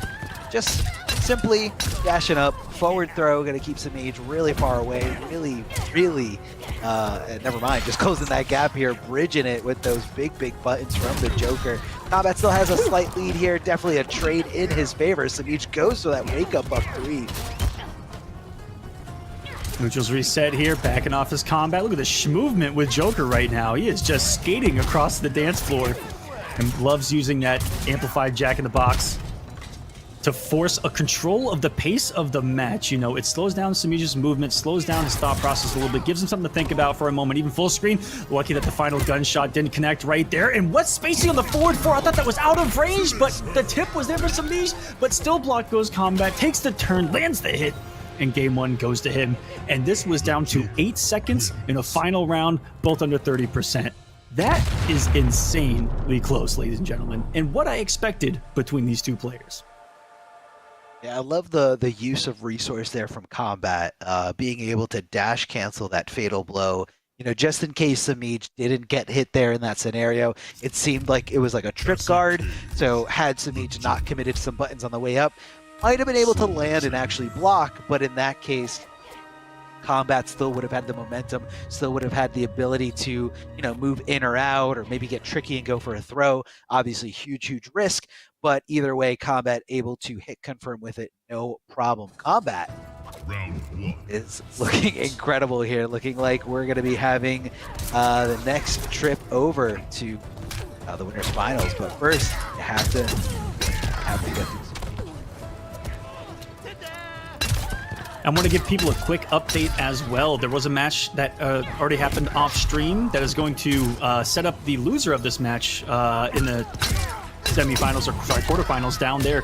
Gurr ended up taking it over the Mighty Unjust. The Mighty Unjust has been eliminated from this finale. Gurr is going to be facing the loser of this coming up. And Kombat off to an explosive start every time. Throughout that sentence, I just heard the boxing gloves going off. Insanity. You know, as soon as you hear that boxing glove, the little creaking of you know, those little joints, you know, lots and lots of damage is being done by the Joker. Looks like Kombat tried to get up really a little too early there from that gunshot. I know a lot of people like to move in after the projectile just to, again, get as much advantage as possible. Kombat close enough to connect that forward two for a nice punish. What a well-timed breakaway from Samij, getting really aggressive here. Perfect timing to get that punish and the side switch. Kombat in a bad spot and Samij just backing off. I'm actually surprised that he's not going in for the kill, but would rather have the breathing room. Going to be doing huge amounts of damage here. Not able to connect anything yet. Going for the fake throw to make Samij kind of think that maybe that crushing blow requirement is going to be fulfilled here. And Kombat connecting that combo, no problem. As soon as Fatal Blow was available, accessible again, cashed in big time here. Of course, didn't need all this damage, but just for good measure, 43%. This pickup of the Joker for Kombat is looking really good. Had to go to Johnny earlier in the bracket, but I'm glad that he's kind of stuck with his first choice, believing in it as well. And we already saw the early tech against Cassie, and that's really one of the layer one things that you have to get by against Cassie Cage is not letting her get away with that gun flip. Now that Kombat has established that, and if you've noticed, since he has established that in game number 1, Samij ain't doing it an awful lot on block anymore. He's playing a lot more back, a little more footsie-oriented, slower pace, and not as aggressive, not in just using it, but also ending his strings.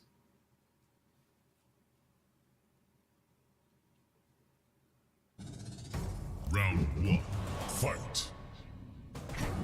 Here we go, game number 3. Oh, already with the correct read was Kombat right there. We're punching the down 4, beautifully spaced low from Samij right there.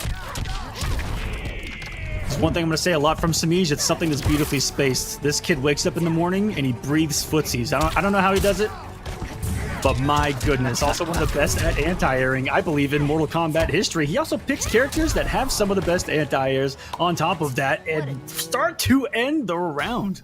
Samij, all over him. You just gave me really bad flashbacks of Molina's down 1 that did everything I had the same in MKX.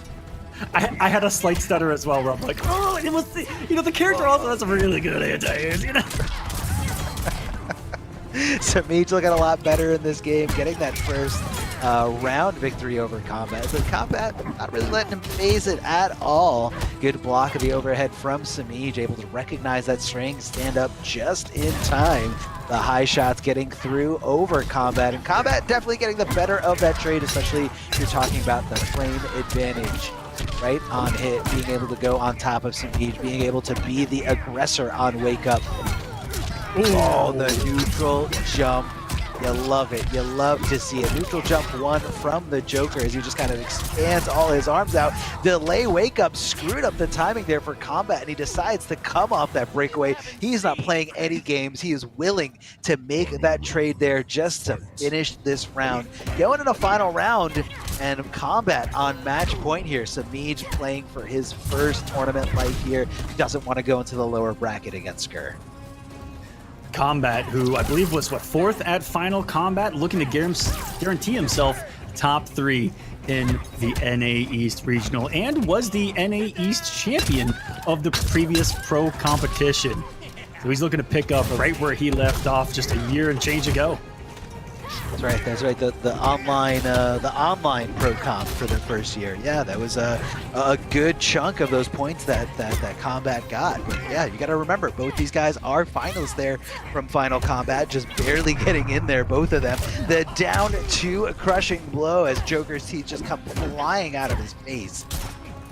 Good stand block there. Good recognition from Samij. Here comes the Jack in the Box. Samij able to block just in time, trying to get crazy with those interactables, but the bad CPU stopping him there right in his tracks.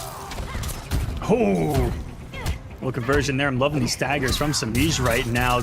Both the 1-1 and that forward, the spacing that he's creating, and then the whiff punishes afterwards, just sitting back, naturally reacting to how Kombat handles these staggers. The game plan is starting to come into effect here by Samij. He's starting to warm up, survives a match point against him, and let's see if he can continue this. Love to see it, man. Love to see the shift in momentum. Love to see the adaptation, but you are going to be playing with fire here. Kombat, free and willing to play any character he needs to for the given situation. Like Mr. Aquaman alluded to before, did play some Johnny Cage, but looks like he's going to stick it out here with the Joker.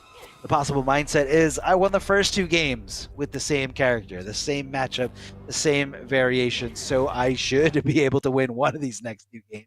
So let's not stray away from the plan. Let's try to out-adapt, out-adjust against Samij, but sometimes that is a very, very tough thing to do. Real quick, I have another massive update. Pulse Tell me. defeats Hayate in the lower bracket That is to incredible, advance man. to Pulse, face Hijinks. Pulse is one of those players that is just like not really able to go to, you know, all the big major events that first year Mortal Kombat 11, but, you know, did go to MKNJ, did go to the locals, and, you know, kind of shown that he can hang with the best of them. And right now proving it once again in the online platform. Taking a win over Hayate is a really, really big victory there for Pulse. So shout out to the Goon Squad. For some of you guys out there really for Can I also just note that the Goon Squad needs those jerseys that are like the Toon Squad from Space Jam? needs it. Somebody get a graphic designer on that. I know Sweat MD can do it. So big shout out to Sweat MD. Go out there I and want to see all the make the goons Goon Squad. go up to an offline event, all in their Goon Squad outfits, and just wreck and shop in the bracket here. Just like Samij is starting to wreck this comeback, baby. Let's go. Keep this set going. I want to see a game 5 here. This is for top 3. This is for so much guaranteed money. A stand 2-1 here from the Joker as he just kind of uses those crazy normals from the the nameless man in the wheelchair, the poor souls that just die over and over again here. Stand 2 into the cup. Pow, no problem for Kombat. And he's got a perfect position here to continue this dominance, to continue this oppression. What's Samij gonna do? Hits the anti-air, that back 3. Yes, that is just a regular back 3. It's a very tough button to jump in on, and Samij, knowing that, knows it's an easy way to get a little bit of breathing room. Doesn't finish the full string, maybe just looking for a little stagger, and the neutral jump 1. Kombat's answer to really trying to just bait out those slower normals or bait out those throw attempts. Yeah, that was just pretty galactic right there. Making a read on Samij, going for the reversal throw. Really anything that Joker neutral jump 1 is so strong. He's got one of those lengthier, really active, more importantly, probably really active jump 1s that catch so many people off guard trying to anti-air. Nice side switch by Samij. Gonna get the restand with a nut kick. And not disrespecting that was Kombat whatsoever. What's going to be in the post block? And that's where the mind games are. Even Samij was like, I don't know if he's going to neutral jump or not right there. Instead, the patience, the jump over himself. Now he's one hit away from sending us to that game 5. Can he pull it off? And the 1-1 was quick enough to do it. Samij is coming back to life slowly but surely here. This is what I wanted between these two. I don't think that I could have predicted who was going to take this one. You know, almost for all the reasons I said before. They've kind of been in the hyperbolic time chamber for a while, both of these guys, and they're here performing like they have been. Yeah, it almost feels like they haven't skipped a beat. And you know, a lot of people get, especially in a highly competitive world, a highly competitive domain like the FGC, a lot of people get gassed out on, you know, certain games that they're playing it too much. You know, it definitely doesn't hurt to sometimes take like a little hiatus, take a step back, you know, slow down, reevaluate, and, you know, get back into it, you know, slowly but surely. As we can see here, doing a lot of wonders here for both these players. Going down to the wire in Kombat, switching over to Johnny Cage for the pick. Gonna break away immediately, forcing Samij to come off some bar. But again, still has that 1 bar remaining if he does find that hit. So Kombat's got to think twice about getting too aggressive, too risky. And there's the neutral jump 1. Samij coming down with a huge fury of combos. Impeccable execution from Samij, getting stopped there with that forward roll. Samij just tastes blood in the water, man. He is ready to strike here. As Kombat just knocking on the door of defense. Getting out of there, the tech. Kombat all over it. Stop it, Cassie Cage in the sky, saying, stop that. I know how to deal with it. It doesn't matter what character I'm playing. I know how to deal with it. You almost feel like Samij was trying to check him to make sure that he could deal with it with Johnny Cage, right? And they're doing it raw, messing up any kind of reversal timing or even decision making just so we got the side switch to avoid the corner. One decision here for both, and Samij, did he really just do that? Dude, I don't know Samij to take a risk like that. He bet it all right there, and he gives Kombat another match point because of it. Round 2. I mean, I guess what Samij was doing was he was balancing that risk reward. You'll get it, cool, you win the round. You don't get it, okay, you lose the round, but you don't come off the fatal blow, and you can use it later for a big combo, or maybe another crazy read. Delay wake up, but he didn't commit to the whole thing. Very unlike Samij. I mean, when he knows something's gonna happen, he knows something is gonna happen. Delaying wake up does screw up the timing for a lot of things, especially if you're trying to throw on that initial wake up, the regular no delay wake up timing. Oh, big shadow kick here. Kombat possibly could have gone for a bigger punish with some normals, but didn't want to take any chances, didn't want to, you know, risk dropping it or missing the opportunity entirely here, especially considering this huge lead that he does have, especially considering the fact that he is on match point here over the other side, and he didn't commit again, but does get the pissed off armor break going right through Samij on life support here. Kombat should have it, no problem. The down one to seal the deal and jump it back for demonstration of the beautiful friendships that are between these two players. These combatants have been going back and forth for so long, but today the victor is going to be Kombat as he moves on to the winners finals. Kombat guaranteed third place or better, and unfortunately for Samij, going to have to fight in the Shark Tank down there for his tournament life, as nobody wants to. Nobody wants to be down there in the lower bracket. It's tough. It's tough and sweaty down there. These two have been rivals for a long time, I feel like. Not just rivals, but also good friends, teammates at one point for a long time. But they've been duking it out since Injustice 2 at an incredible level. You know, we used to see this week in and week out between these two.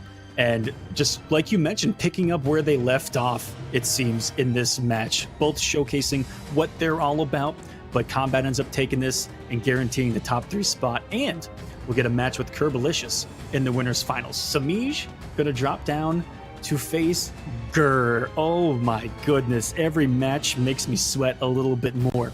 So in losers quarters, we're gonna have Hijinks versus Pulse, Grr versus Samij. It's gonna be incredible, man. It's gonna be incredible. So many, and again, you can't look at any part of this bracket, whether it was on stream or off stream, and say that it wasn't gonna be a high level match at all. Just because these combatants are all so close, because they've all wanted it so bad. You know, the grueling weeks and weeks and weeks of qualifiers, bringing that A game, studying the matchups, and just playing their heart out. You know, it's no wonder that they're fighting so close, tit for tat, all over the place here, and it really came down so hard, so heavy here between Samij and Kombat. A good call out there at the end was going to be enough to pretty much checkmate Samij into a simple little down one win situation. So as you guys can see, the bracket here on the winner's side, Kerbalicious versus Hijinks was the result, with Kerbalicious winning, and Kombat just right now took it over Samij. So the winners finals is set up. That is going to be Kombat versus Kerbalicious. But before we go into that, we're going to be going down to the lower bracket. Remember, tournament life is at stake here. Double elimination tournament. You got to lose twice to be out of it completely. And it looks like we're going to be seeing a Jackie mirror match. Hijinks with the Jackie play that we've been seeing pretty frequently here on stream, and Pulse fighting his way through the lower ranks, through the lower bracket. Gonna be rocking some Jackie. Big shout outs to the Goon Squad, like we said before, and shout outs to New York City. That's where Pulse is from. Loves to go to all the tournaments that are easily accessible from there, and I know Pulse is ready for those offline events to come back. Jackie Briggs mirror match. Oh yeah, super tear, super tear. We talked about going into the lower bracket in that first round, and everyone this weekend has made huge strides. And right now, Pulse is on that tear, beating Showoff, beating Filato, beating Hayate, all in a row. Hijinks coming off of the loss we'll see what happens when fire meets ice a little bit as far as momentum in these brackets. Pulse definitely gonna be feeling himself after a victory like that. Hayate, a only world finalist. And I said that correctly, guys. Only a world finalist. But Hijinks is off to the start here. This is a mirror, not the pick I was expecting for Pulse.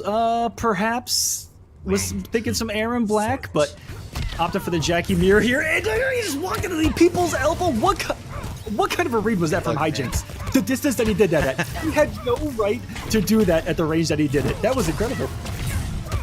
And sometimes you just gotta drop it on your opponent, see if they can deal with it, and it just kind of helps. It helps out with a little bit of conditioning here.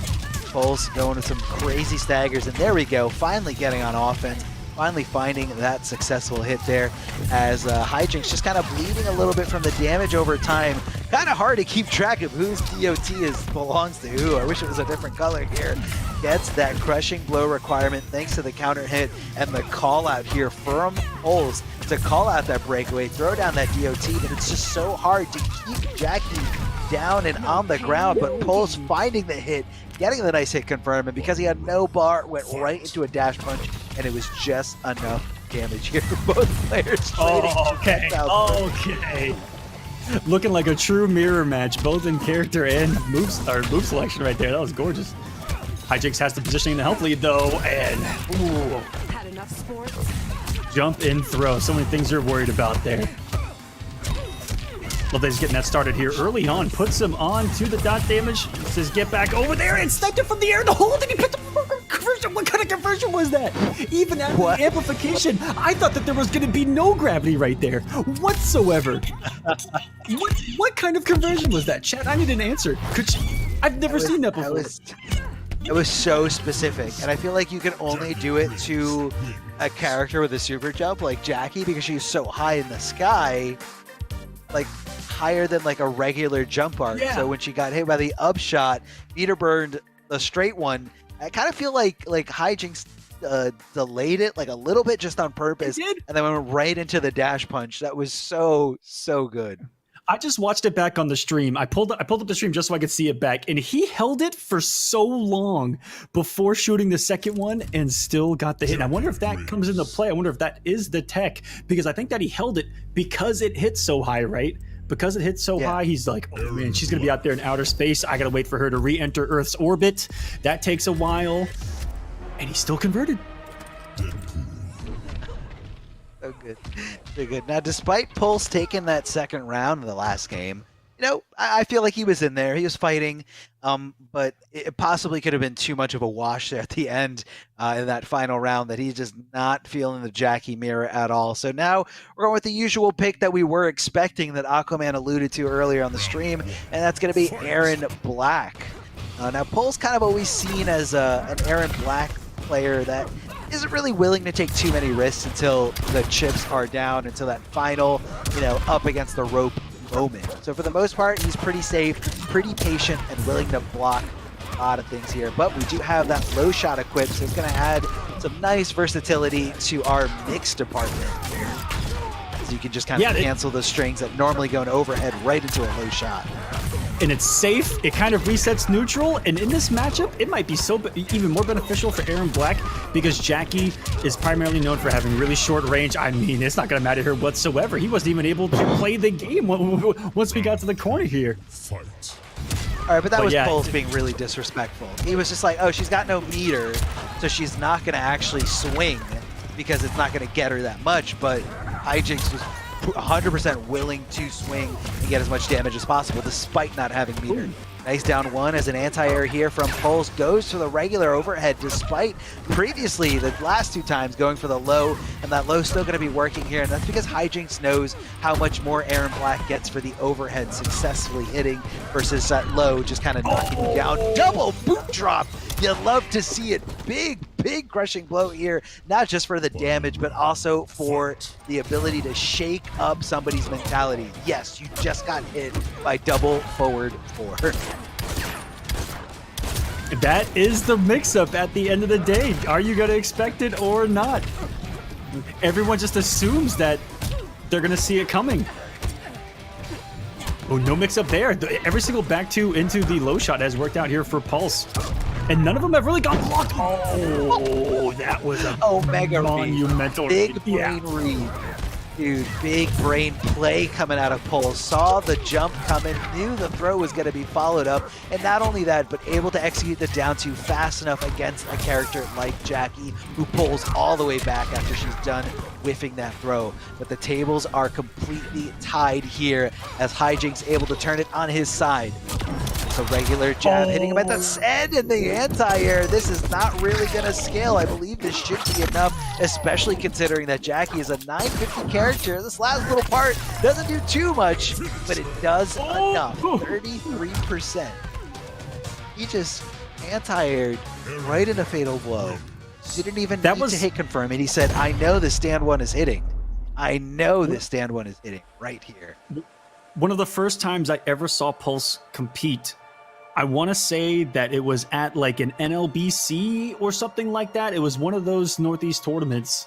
I tune in, I see the name Pulse. Yeah, could have been MKNJ. And I see Pulse on the screen, and the first thing I see is this God tier stand one anti-air, and I went, what? Absolutely, what? And he's still doing it to this day. That's one thing that's always impressed me about Pulse, has been his anti-air ability with that Aaron Black stand one. Mwah! It's like watching art. He's very, very patient. Like, as you can see, he really loves playing the ground game. You know, doesn't really jump around too much, and you know, even against a character like Jackie with incredible, you know, air mobility, with incredible options while she's in the air, he's still able to pull off incredible things like that stand one. And yeah, maybe that fatal blow wouldn't have killed a regular character, but remember, Jackie does have 5% less health. She has 950 versus your standard, 1,000 that most of the cast has. Making that super jump here, going straight down with the Shartnel. Immediately the acid is in play. Tries to go for the cattle toss, the command grab, but nobody was there. Jackie definitely letting go of block to not be susceptible to it. And here comes a big combo. No breakaway from Pulse though. Good call out. These are beautiful setups of the damage over times. Giving Aaron Black a little taste of his own medicine with that acid that we see so often. Hasn't been used against Jackie here. Pulse keeps it nice and simple with this pressure. It's just going to be constant mix-ups. And little did we know that he also brought the command grab, which adds a little bit of mix-ups in and of itself on top of the, again, safe low option here. We got the 4-hit full screen juggle with the command grab. Gorgeous. Pulse with Aaron Black looks like an entirely different player, and I think that it's just going home and getting back into the comfort zone of the character. And these anti-airs are friggin' ridiculous. Ooh. There's a stick of dynamite for you. Oh my goodness, these mix-ups right now. He's holding the low, he's holding the safe multi-hitting string. We're straight into the command grab. Every single hit right now is over Pulse. We're working on a hook perfect, and it's gone. I take that back. This is gonna be an awful lot of damage for Jackie. The rare drop from Hijinks, barely off with the back one, and Pulse is gonna punish him fully for it. Send him back to the corner. Here's another stick for you. Whee! Put out the acid, and there's a taste of your own medicine, Mrs. Briggs. Sit back down. Pulse, where was this Aaron Black? Oh my goodness, this is a different monster entirely.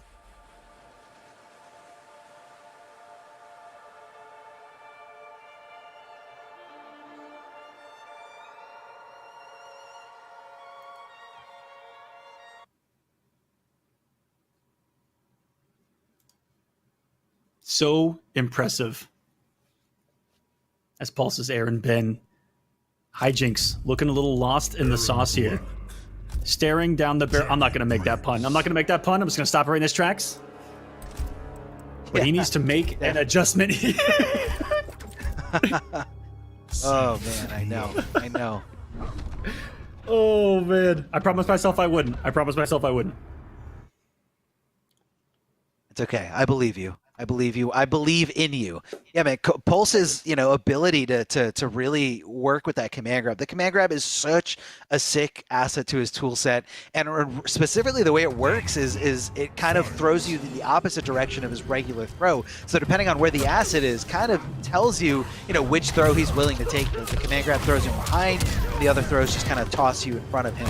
So it all depends on that placement of the asset here. Tries to challenge those plus frames there from that little elbow to knee drop. And Pulse getting a little disrespectful here in what could possibly be that last game, that last ditch effort to win. Oh my, how consistent is Pulse at not just having the anti-airs, but having a read on when Hijinks is going to end that pressure, because Hijinks, if in any of those anti-air situations with the down one, did a double blast, it would be a completely different match, wouldn't it? He's just on point with reading Hijinks' pressure right now. On top of him, He's stopping here. He doesn't want to take a risk. He doesn't want to take any kind of risk, so keeping it real safe here is Pulse as he goes into the low gunshot. Doesn't even poke back, gets the down one, able to kind of confirm that Jackie is there, confirm that he's got that frame advantage, and goes straight for it. Yeah, gonna chip him out, no problem at all. Those gunshots come out so quickly. They don't really have travel time. It's just immediately like a real bullet. oh, right out of the air as well. The 360 no-scope from downtown. Not a bit of Call of Duty highlight right there. Playing a little COD, I see. Oh, hold on a second. Hijinks going back to Mortal Kombat 11 here. Lots of buttons right on top. Pulse able to get there, but not in time for that punish. Gets the forward 4 boot drop. Doesn't go for the second one, instead goes for just a simple little stagger, stand 2 into a command grab, but unfortunately that throws your opponent out of the corner, but that's okay. One more command grab to throw back into the corner. How does he know Hijinks isn't gonna jump? How does he know Hijinks is not gonna jump? Just like that, lots of damage coming your way. The throw reset, you gotta love it, but be careful Hijinks, that fatal blow is on deck and ready to go. He can let it rip at any time. You just gave your opponent some good resources, and just like that, Pulse gave it right back to him. The dash punch for the punish, rolling to get away from the DOT. Such smart stuff here from Pulse, but he's running out of resources here. His bar slowly coming back, and he's on top of that DOT. I'm sorry, scared. acid doesn't heal Aaron Black. He threw the acid down on the DOT. All of a sudden has the health lead here. Gets that little bit of chip damage. There was 1 or 2 on block right there. Not want to deal with that ass. Oh, this got... Just because of the block on the scud shot, that made this really scary. He's gonna fall into the acid. He avoids it so much. Oh my goodness, Hijinks pulls off the miracle. The absolute miracle. The Elder Gods' divine blessing just came down from the heavens for Hijinks. Oh my goodness. I don't believe it, man. I don't believe Hijinks got through all those obstacles. Hijinks able to get past the defensive wall of Pulse, open him up, but that's okay. Pulse right now working on the flawless still, back-to-back command grabs, just like we saw in the previous round, but Hijinks was able to turn it around, and that's going to be Whiff City, whipping for days, recovering for literally years as Hijinks gets up and really does and tacks on some damage, nearly 38%.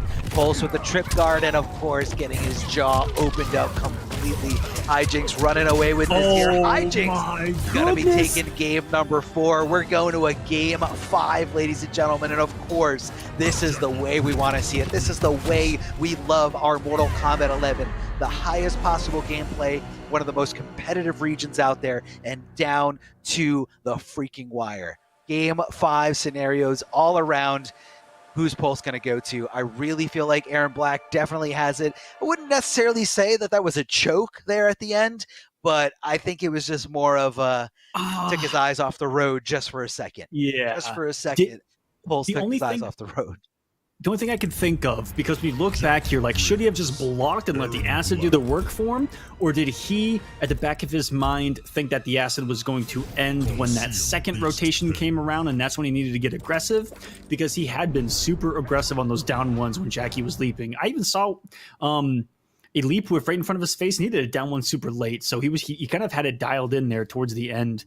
Maybe he felt himself a little bit, maybe being a little bit overconfident. But that last moment, will that come back to bite Pulse when it felt like he was in full control, had all the momentum in his favor, and for Hijinks to get that win and then dominate him in that round, we could have a turning point. Yeah, could absolutely have a turning point right now. I mean, the players adapting for the best of them, whether that's with, specific strategies or sometimes just simply changing the characters, as we see Pulse switching over to Aaron Black. And yeah, he's going to downplay Aaron Black. He's going to say Aaron Black is bad and needs buffs, but hey, this is the character where he feels most comfortable with, and he's showing it here while facing one of the toughest opponents of his esports career. Trying to avoid that interactable best he can, trying to connect with that boot drop, the overhead boot drop, and here's some loops coming out of Hijinks. One more challenge with that forward 3, that big kick. No pain, no gain. Ooh! So, oh my god, so much damage coming out of Jackie. Absolute death right there. And look at the jump 1 range of Jacqueline Bay Briggs. That thing catches so many people off guard in those final couple of active frames. People think that they're safe. There's a little Peacemaker. They get Pulse, one little hit here. This has been all Hijinks since that debacle of the Acid. The infamous MK11 Acid debacle of 2021 is what I'm going to call that moment. And even through the double hits, I don't think that was a combo. That may have been an American reset. Welcome to North America. I love it, yeah. NA East, here we are. Oh, Pulse looking for some kind of anti-air, but the force of Jackie coming down big time here. And yeah, Hijinks taking that last game pretty decisively here. It almost seemed like, you know, from the Acid debacle, or Acid Gate, if you will, Pulse was never really able to recollect himself. Pulse was never really able to shake off the devastation that has happened to him, and it looked like even he was in disbelief as to what happened and never returned from that state of shock. Like, he never got out of it. And that is almost exactly what you guys saw in the gameplay that followed. And hopefully we get to see that moment here again in the replays. Hijinks came out and off of the godlike conversion, completely forgot about that because it was 30 years ago, because this went the distance in this matchup. And was the Jackie pick a part of it as well? Not coming out as confident, maybe trying to send a message to Hijinks, but Hijinks responded. And for him to clutch it out like he did, he sent a few messages to Pulse in this match. And Pulse is out of this tournament, but all of the props in the world. Made a historic run through the losers bracket. Had some godlike matches himself, getting some victories over some massive players, and almost being able to go even further in this bracket, almost crack the top 4. Congratulations, Pulse, but it's going to be Hijinks advancing into the top 4 on the loser's side. And on the other side of this bracket, the next match, Gur versus Samij. Yeah, and I think we're about to see, did we pass the Acid Gate already? I think it was on this stage, round. should have been one of the, so, it was the round before this, so yeah, we did pass it there, but it was just an incredible down-to-the-wire thing, and here's where you kind of see Pulse crumbling in the set. Really just let every round after Acid Gate just slip by him. Never really able to get those nice anti-airs, never really to get those nice challenges, and Hijinks took full advantage of it. Oh, so many reads just in that 10-second clip right there. Was like 3 back-to-back godlike reads from Hijinks that just weren't there before, or just Pulse was a little either less aggressive or second-guessing himself. I don't know what it was, but Hijinks completely turned that around. Gets the victory in another Game 5. Nuts. Yeah, and unfortunately, yeah, so that is going to be a 5th place finish there for Pulse and Hijinks. Really moving on here to the loser semis. Hijinks is going to be playing the winner of Gur versus Samij. Remember, guys, this is for the losers bracket. This is for your tournament life on the line. You lose here, you are out, just like Pulse is. And nobody wants to go out when you've made it this far. And again, never count anybody out. They can make the run all the way back to defeat Kerbalicious or Kombat, whoever's going to be in the losers finals, and they can even go beyond that and defeat the other one in that grand finals, but it's definitely going to be a tall order. Now, Gur and Samij are players that are very, very familiar with each other. Gur with a little bit more history, dating all the way back to the Injustice 1 days, a Bane main himself, and always just kind of gravitated towards those big body characters, always gravitated towards those command grabs, which was really weird when he played the Atom in Injustice 2. But he kind of has like 2 archetypes. I feel like does Gur. Yeah. So he has that big body savage mentality. But if you remember, he also towards the end of the game went to Joker. So I feel like he does have this kind of cool, eclectic, weirder play style as well, which is what we saw in Atom too in Injustice. More so with Injustice. He also played Deadshot for a while. So I'll just stop there. And, he's going to be going up against the show. He's going to be going up against the machine. Now, Samij, a lot of people don't know, but Samij actually knows how to play a lot of different characters, at least on like a semi-high level. But for the most part, he kind of just uses that as a way to like understand matchups or understand mentalities of other characters or other players. He really kind of just likes to fine-tune one or two different characters. During Injustice 2, it was mainly just Catwoman, but he played a lot of different characters, pretty much the cast, just to kind of, again, understand what it's like to walk a mile in their shoes. So Samij definitely knows a thing or two about everybody's character. Going right for this crushing blow, going to be doing a lot of damage. Gur in a bad spot, running out of health, and susceptible to anything that's going to lead into death. A loss round here, and Samij off to a great start. These are two of the smartest players in our community right here that put the time into the lab, that have such knowledge of the game, mechanics, the matchups themselves. I expect this to be just a beautiful display of how the game is going to be at the highest level. The matchup we have rarely seen since that first season as well. Cassie, not one of the more popular characters in competitive play, and in fact, incredibly rare right now. So the Samij sticking it out with his guns, no pun intended right there, I promise, is a beautiful thing to see because he was in a little bit of a character crisis for a while, if you remember. Oh yeah, I definitely remember the agony of what do I play, and you know, a lot of people kind of felt like that they wanted to play a certain character, and you know, it just wasn't enough to fulfill their competitive desire to win. So sometimes you just gotta give up hope and pick a top tier. Oh, little short hop, doesn't go anywhere though. Samij stopping him right there with the gut kick. That mid just coming at your way, and Gur getting insane.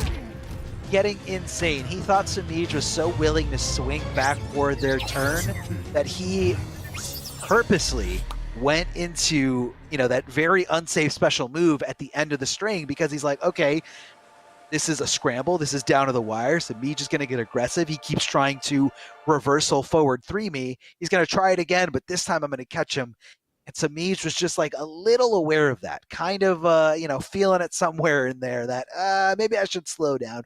Maybe I should chill out and not get too aggressive, not let my emotions get the better of me. But that's easy because Samij is a machine and he has no emotions. He's just perfectly calculated. Right. Zero emotions whatsoever. And that's also reflective of if you've ever seen Samij. I mean, he's a I don't want to say a stone-faced killer because he's like one of the nicest guys on the planet. Both of these gentlemen nice. are. But like his face does not change no matter what's going on in the game. He could be losing 20-0 and he'll look the same as if he's winning 20-0.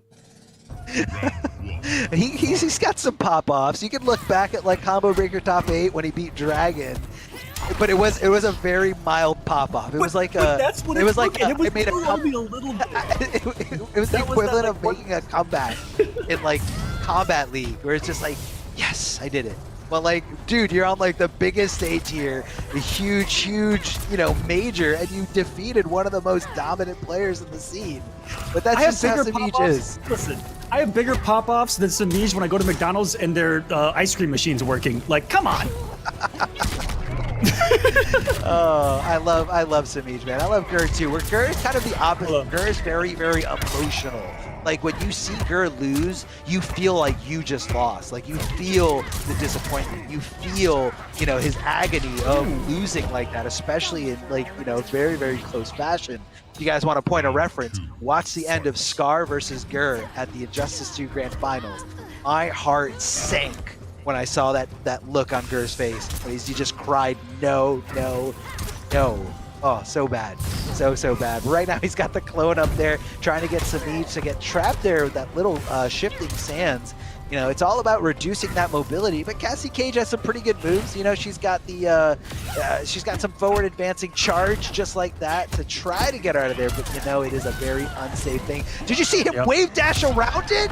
And then he punished it on a whiff? No, he didn't. All right, that looked like, you know, there were a lot of people that had answers to it that were just like single buttons, right? Whether it be a jump 2 that we saw from Kombat or the 4-3 from Joker, but that required some incredible execution. High key. That wins. That one wins, and that one takes the cake in terms of dealing with that specific tech. Wave dash into low sand. So easy to screw any of that part up. And Gears' wave dash if you guys have never tried Gears' wave dash, he moves Final an inch. fight. He like does a truffle shuffle 2 inches forward, and that's about it.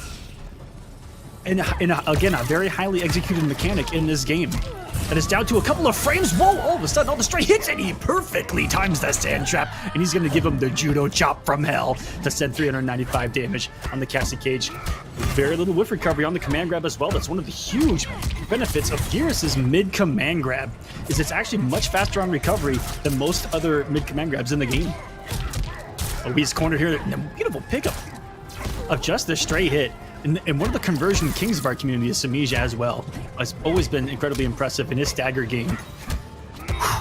Sexy right now. So he's trying to maintain the lead. Still has the fatal blow. Gonna be looking for a hit confirm here. Pre-committed was Gur to the down 4. Thought that the pressure was gonna end in a very similar manner to that. Where was that out of range? Oh, it's Samij dropped it, but somehow gets the scramble down too. Doesn't block the last part. Gur has no resources. He can't block anything unless maybe it's a flawless block. He's got the quote out and he gets clipped in the shin. That so was unfortunate there. Cassie Cage. all of the options that Gur had, and I can't believe Samij tempted him to just do something other than block that shot.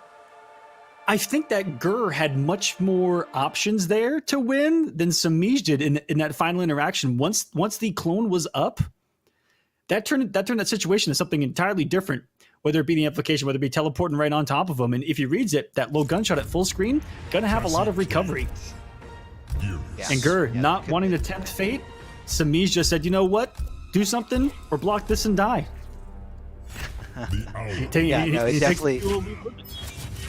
It was the right call there for Samij. It was just kind of, again, Samij understanding the resources, understanding that Gur had nothing left. Both bars completely depleted from last breath mechanic, and you can't do more than 2 last breaths in the game because 1 last breath makes your defensive bar completely disappear. So, that was just a calculated risk, a risk that Samij was willing to take, and it paid off. Gur going in there with a mid to meat, definitely hitting down to the first time, getting hit, but the lack of commitment from Gur really open the opportunity for Samij to continue hitting down 2 there afterwards. Low shot, we're right next to the clone. Are we gonna pop it? No, maybe. Yes, we do. We pop it. Shifting sands, moving Cassie Cage just a little bit here, but Samij totally content with it, not getting too crazy. And Gur challenging at the right time there from that cancel, catching that command grab. Mid command grabs are very fair in this game because they force you to jump if you're trying to avoid it. Oh, absolutely. It's all about forcing that guess right is what it's all about. And Gears has, I don't know, I think the most tick throws with a mid command grab as well. He can tick throw off of almost all of his single hitting buttons. Stand 1, stand 2, forward 2, down 1, down 4. I don't know about down 3. I don't really try that one an awful lot, but that's a lot of opportunities to mix up. But Samij is starting to run away with this. I was about to talk about how impressive Gur's reversals have been, like you called out on the cancels. It just hasn't been enough to stop the machine from that download. Getting closer and closer to being completed. Just a little bit here. Just the tournament life is ticking away from Gur. Samij on match point, trying to fight back here with that big little elbow dash here. Gets the empty jump throw. Gur anticipating buttons for days. The flawless block, so minimizing that chip as best as possible. A very delayed shimmy there, possibly to sniff out, kind of a fuzzy let go of block situation. Oh, the flawless block up to from Gur. Haven't seen that in quite some time. Definitely the best up to animation in the game, but a huge whiff, and that's going to be Samij taking the victory over Gur here. Gur eliminated from the tournament in 3-0 fashion, but let me tell you, those games still went down to the they were tight. fire, man. So there were a couple of moments close for Gur. I think there was one round in particular where there was a command grab that looked like it almost should have hit. It was so close to him, almost really similar to the last one that we saw that barely whiffed. That would have, I feel like, gotten Gur back into this thing close, but not enough here today for Gur. Still getting into the prizing, making top 8. So congratulations on that. Going out at 5th place. Still one of the best players on the planet. Gur, always a pleasure to watch play this game. And Samij, just kind of resonating what I talked about earlier. It's like we're seeing him return to that form once more of that scary guy you really don't want to play. Yeah, that's definitely what Samij has really done for quite some time since the MKX days. Just kind of striking fear in anyone who, wants to put him to the test. And yes, that right there, that specific tech, we've been seeing, Cassie specific tech this whole night in Samij's matches, but I think Gur's takes the cake there. Wave dash, low sand from that specific moment. And it was so cool the way that Gur just kind of executed that. Like that very first moment he got the chance to do it. He went for it. It worked out. And that just, shows that practice makes perfect here. Either way though, Samij able to kind of win those games, even though when some of the rounds didn't go his way, those scramble situations, when it came down to the wire, Samij was just one little step ahead, one right decision ahead of Gur, and he was able to take a pretty convincing victory over Gur, 3-0. And before we do move on to the rest of the action-packed matches today, if you guys want to be a part of the competitive scene, definitely check out our partner, PlayStation 4 tournaments, PS4 tournaments. Is just been a pivotal, an important part here of what we do here for the Mortal Kombat 11 Pro competition. Check out the PS4 tournament open series, weekly competitions for all skill levels. You can compete against your friends and rivals, and you can earn some unique rewards. You can visit the PlayStation 4 Competition Center, the one destination that has Mortal Kombat content that gives you an inside look at how top players play, and you also get some tips and tricks for players of all skill levels.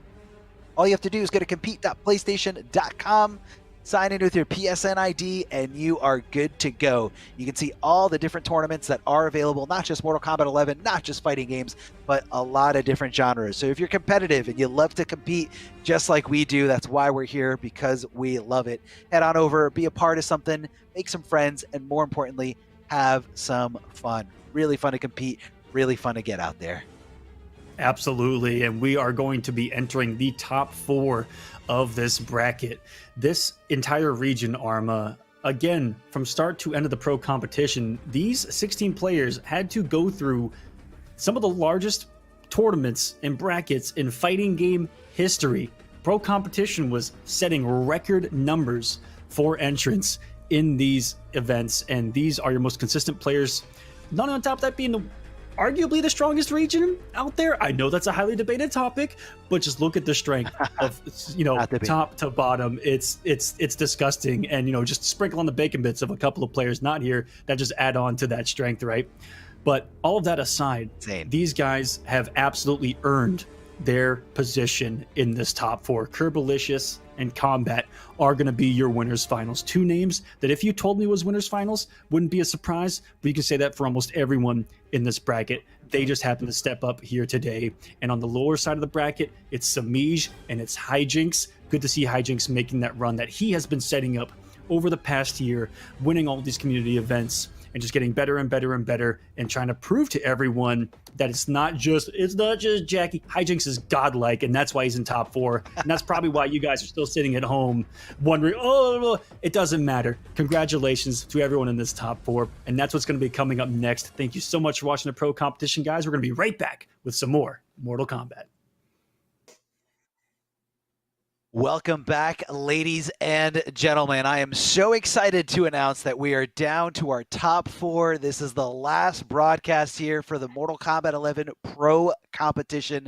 Of course, this is the most stacked, one of the most competitive regions out there. Of course, the region I'm talking about is North America East. So many good players here, so many good players grueling time and time, week after week, all those qualifiers just to get one of those last 16 spots, and we're down to the the top 4 players here. I'm Darth Arma, joined by Ultra David. Ultra David, what do we have here in this bracket of chaos that some of us are just tuning in now will want to hear? Well, as you said, we've started out with 16. In fact, we started out with thousands of people literally entered the North right. America East region over the past 6 months. Seriously, yeah, some events had over 1,000 people. And so to go from that down to the top 16, some of these names did great, and they're not in this top 4. Who am I talking about? I'm talking about the Mighty Unjust, who was #1 in points overall. I'm talking about Honeybee. I'm talking about Biohazard. I'm talking about Tweety. There is a whole Hayate's whole list of players who are among the top points getters, and even beyond that, have been some of the best players in the NRS scene for many years, who didn't make it through. That is the caliber of competition that we have here this weekend. You can see what we started out with on the left. That's all those top 16 people who would finish top 16 in points throughout the season. Now let's move forward through. You could see what we ended up with in the top 4. That's going to be in winners finals. Kerbalicious versus Kombat. Kerbalicious has looked great today. Samij and Combat Killer was the match that we just had, and Kombat looked fantastic in that. So that's going to be a very, very interesting one. We got, of course, Kerbo playing Cabal. Kombat has had Gearus, Joker, Johnny. He's been all over his map. And then on loser side, the remaining 2 that we have so far are Samij and Hijinks. Gurr's out. Pulse made a deep run. Not going to do it all the way. After having been sent to losers in round 1, he got through Show Off. He got through Full Auto. He got through Hayate. Couldn't get through Hijinks, as you see right there, but it was a close one. So that's our top 4. Our top 4 is Kerbo, Kombat, Samij, Hijinks. We got a bunch of different characters on deck there. We have players who have been around really since the competitive NRS scene has been around. MK9, of course, did so much to bring the scene back, and Kerbo was part of that. And Kombat, a little bit more recent, right? The last couple of games. Samij, the same. Hijinks, even more recently. So we have quite a sort of breadth of the NRS scene for you here today. Yeah, it's very interesting. All the different backgrounds, all the different, beginnings of these players. And like you said before, all the different characters that we see. Now, of course, Kombat switching over to a lot of different characters. You really can't home in on exactly who's going to be playing. But for the most part, all these mains are completely different. You're not really seeing repeats. You're not really seeing mirror matches. And as soon as I say that, Kerbo, of course, trolling like he's always trolling, picking his opponent's character. But yeah, you have Kerbalicious, MK9 Demon coming out of nowhere from the online realm back when online was awful. Able to translate those skills in an offline setting and really make results. You have Samij, who kind of made his impact the very first time through MKX. That Melina was incredible, especially all those other characters he played. Then a little bit later, you had Kombat coming out to the scene during Injustice 2, and more recently, Hijinks making a name for himself through Mortal Kombat 11, playing some of the best Jackie Briggs I have ever seen. And of course, you gotta be really good. It's not just the character. You have to be good yourself to play a good character and to get through all these amazing players in the most competitive region out there. But right now, let's focus on Kombat versus Kerbalicious. New school versus old school. Here comes Gearus right with the low sand trap out the gate as Kerbalicious trying to use those extended normals from Cabal. The back one, such a good normal, such a good asset here to his tool set. There's that forward 3. It's going to be huge when it comes to anti-air, knocking Cabal out of the sky. Kerbo is obviously a very airborne player. His character is a very airborne character, but one thing about him is that it doesn't need to be that way. We certainly see him playing footsies. We certainly see him approaching otherwise. Right now, he's got that. Kombat, very cautious. You can kind of see how Kombat's being to kind of take an extra step back because he knows what Cabal's jump 2 is capable of, how far out it does go. So he's kind of trying to trick Kerbo into committing in the air with that. So let's see how Kerbo adjusts. Probably going to be seeing some empty jumps coming out of him and maybe a little bit less commitment. But right now, Kombat getting that easy hit confirm here. Lots of damage thanks to that one bar and even a little bit of I'd say swag there at the end. Hanging out Not a little really bit, going for yeah. the easy. Very timing specific there. Wanted to just push him closer and closer to the corner. Kerbalicious going for that auto shimmy. And Kombat again, the spacing, outpacing him here right before our very eyes. Oh, fake throw attempt. This time goes for the real one. Flawless block up too. Kombat is the one who's playing offensive. Oh, okay, no, it was a trade. Say what? Stand one. It didn't end up working out though. Kombat waltzes back in. He's got pressure. He could have had something there. And jump early kick versus jump splash, two really different timings. If you're trying to flawless block, that's going to be a ton of damage. And it's enough. It's enough. Kombat was the one who was jumping all over Kerbo. Now, usually it's the other way around. Usually Kerbo is the one who's on top of you. Slight gas here and there. Jump over, jump kick, jump buttons. He's the one who's pressuring in that way. In this match, that's not how it went. It was actually Kombat doing that work instead. You know, Kombat doing a good job of just, and I feel like he forced Kerbo to kind of stop going around and press buttons. And it's really tough to make a Cabal player do that because I feel like Cabal's got some of the best buttons in this game in terms of range, in terms of, you know, where your relative hurt box is during those active frames. But Kombat, just with a little bit more patience, a little bit like fine-tune attention to, you know, walking back and the whiff punishes, kind of just made Kerbo feel like I can't press buttons. And once he got to that, Kerbo started relying on the flawless block. Then when he started relying on the flawless block, that's when Kombat said, all right, it's party time. Here come the early jump threes. Here come the late body splashes. Here come the empty jumps into throws. Kombat able to take that convincingly here. Instant and jump he read exactly one. what Kerbo wanted to do. Yeah, with that instant jump one. That was him knowing where Kerbo was headed. Poor choice.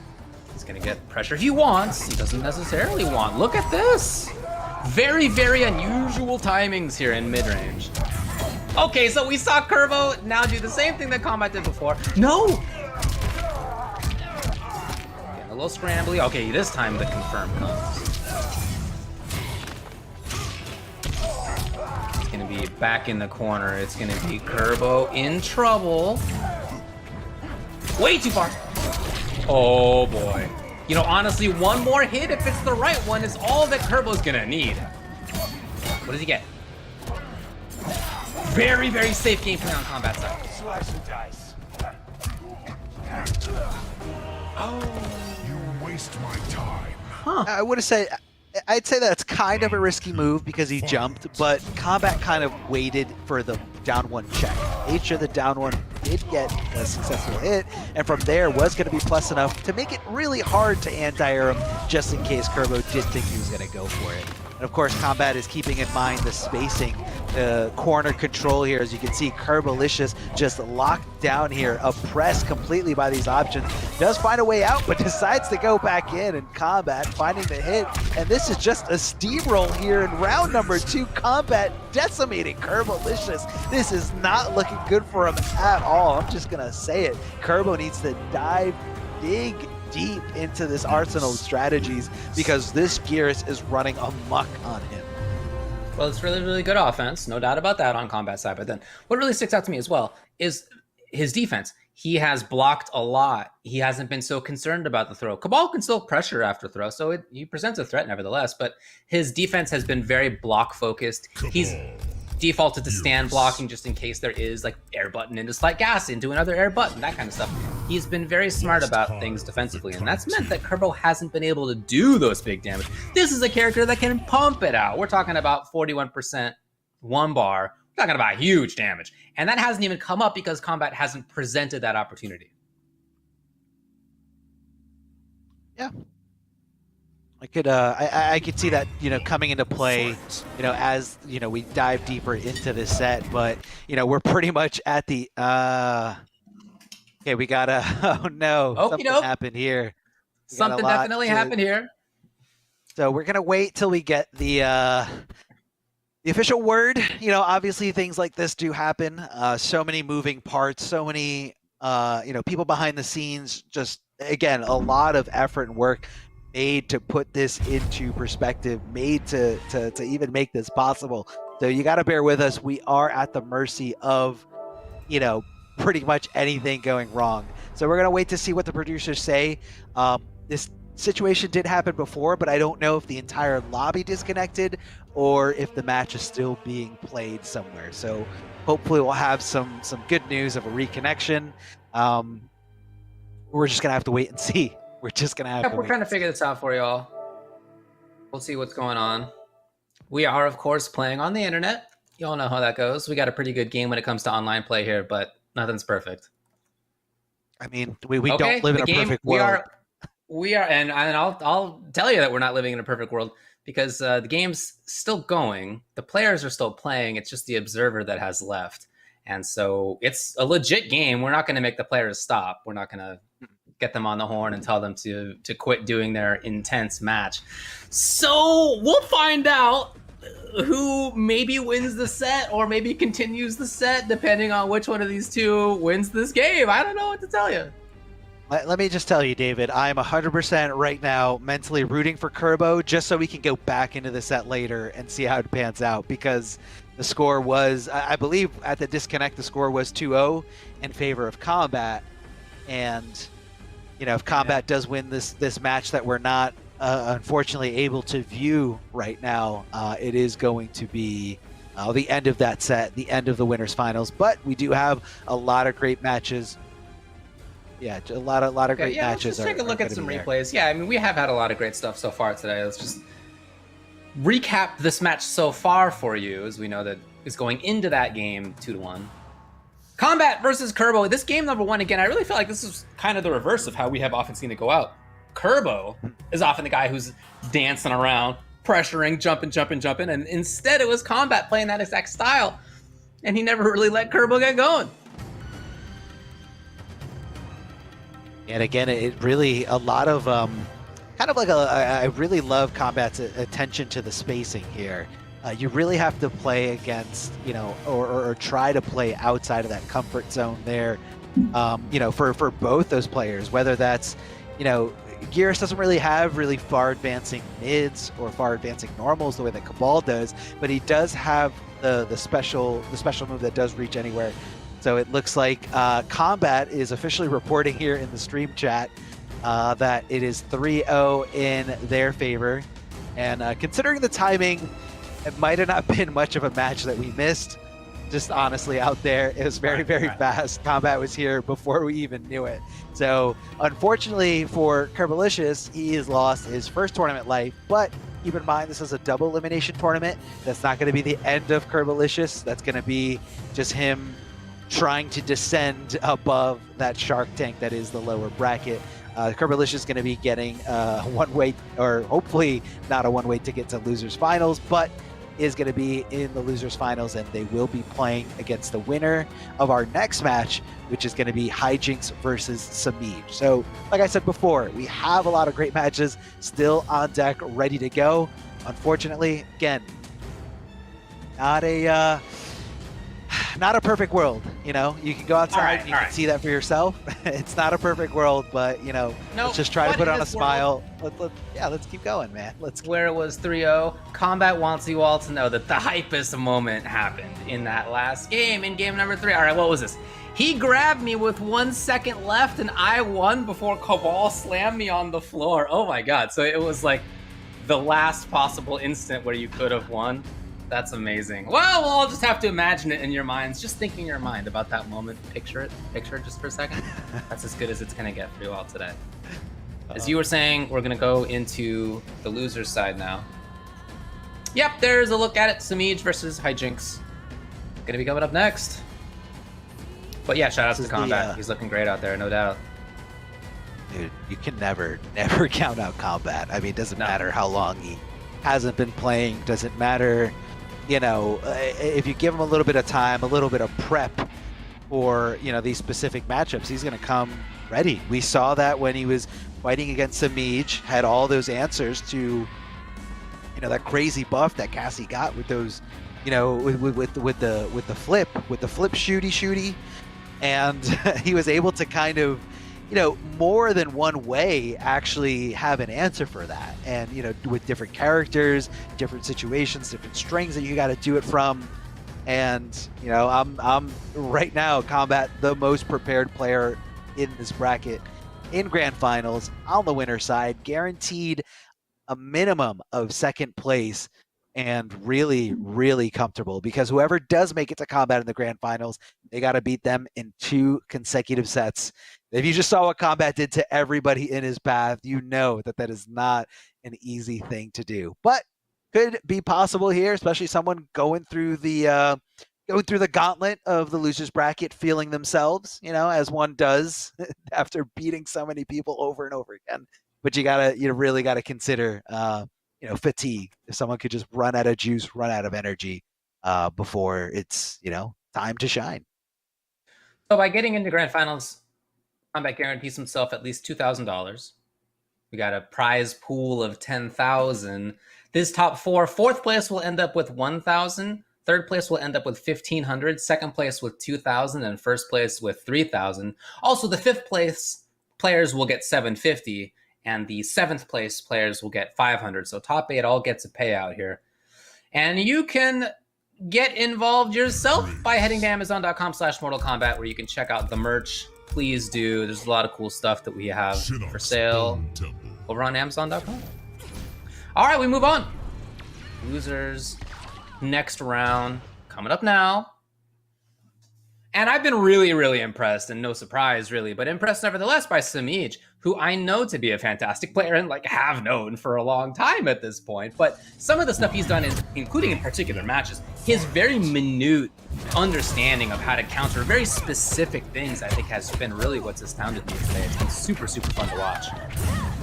Oh yeah, really, really fun stuff to watch there, but you don't want to see someone whiffing up 3. Lots of recovery there, and Jackie Briggs on the perfect side there. The jump over to the other side, making it whiff, cashing in big time. Samij actually coming off that crushing blow. I actually don't know if that's going to be worth it, though. You're coming off a finite resource, but hey, could be the start of some kind of crazy comeback. Still has access to Fatal Blow if we do get down to that territory. Maybe one throw, one hit confirm. I think at this point into Fatal Blow might be enough, depending on how it starts. But no, Jackie Briggs coming out with the button. Samij possibly thinking a throw was coming, possibly fuzzy guarding just in case a higher thrower coming, and it never came. Oh, I love that. The things that I like the most to see out of hijinks are things where he backs off, things where he jumps and then cuts the approach short. Like, it's those little extra moments of reading and understanding that I think are super, super cool to watch. Samij with a chance to at least get something. No. Very light hijinks in.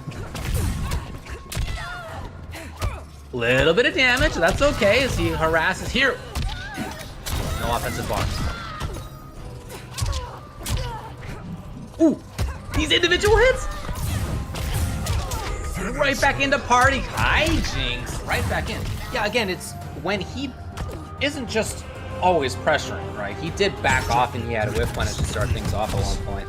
He did cut his air approach short, knowing that Cassie has a fantastic anti-air.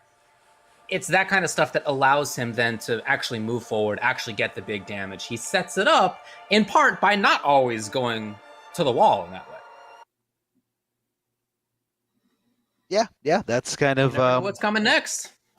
Yeah, and then, you know, keeping your opponent guessing, you know, not really falling into a predictable set of patterns or, you know, a little box of options, just kind of opens it up for yourself in terms of success when it comes to the fighting game.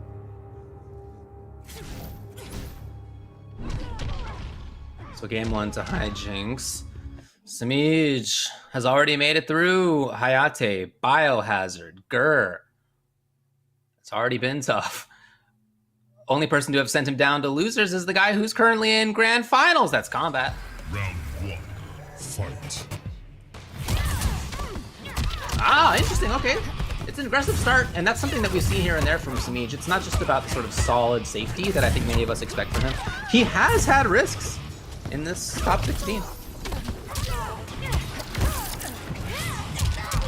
Yo, what a call! This is what I'm talking about. It's that kind of stuff that I love to see from hijinks, where he calls out what the opponent's going to do. He knew where the opponent was going to be. Yeah, the shoulder charge just kind of puts you there in a really bad spot, and if you're recovering, you're no way you're going to be blocking what's coming up, especially when Jackie's got some fast buttons and some good mobility here. Samij not committing to the whole thing, but does find some way to try to keep some pressure. Unfortunately, Hijinks jumping out of there, getting some offense going, and what an anti-air stand one. Samij unfortunately didn't have any bar to perform the breakaway.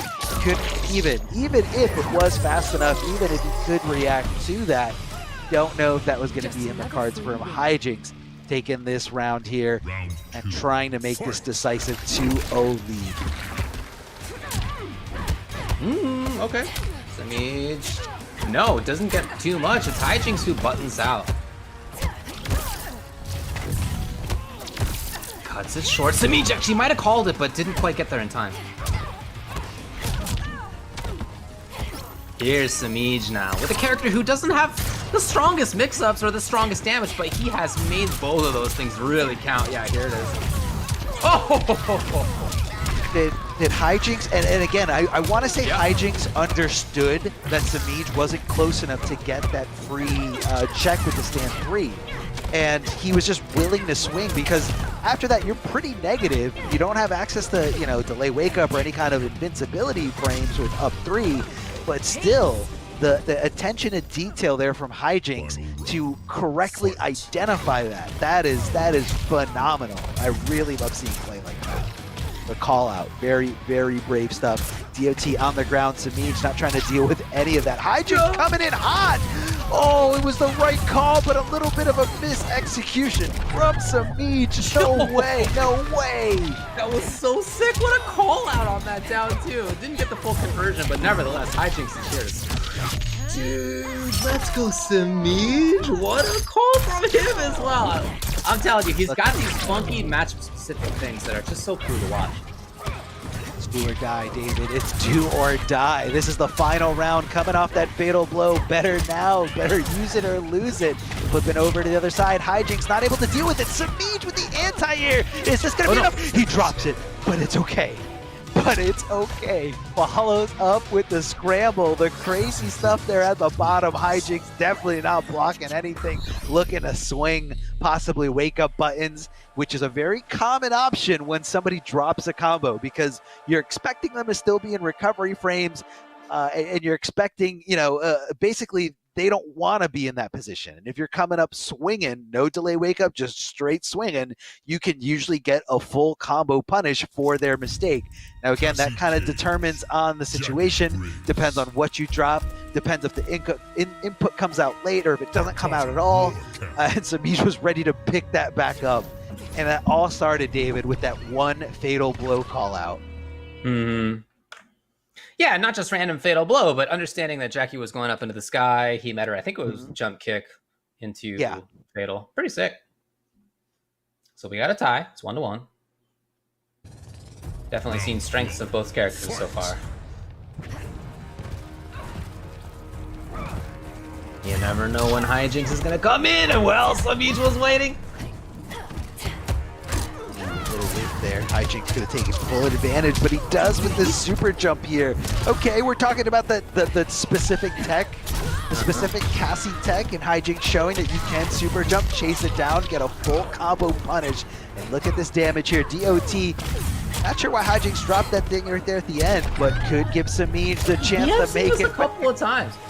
Yeah, he gets his breakaway, or he drops a combo, and then Samij tries to stand one or whatever it is. Hijinks wakes up with down two, blowing it up right away. That's happened the last two games.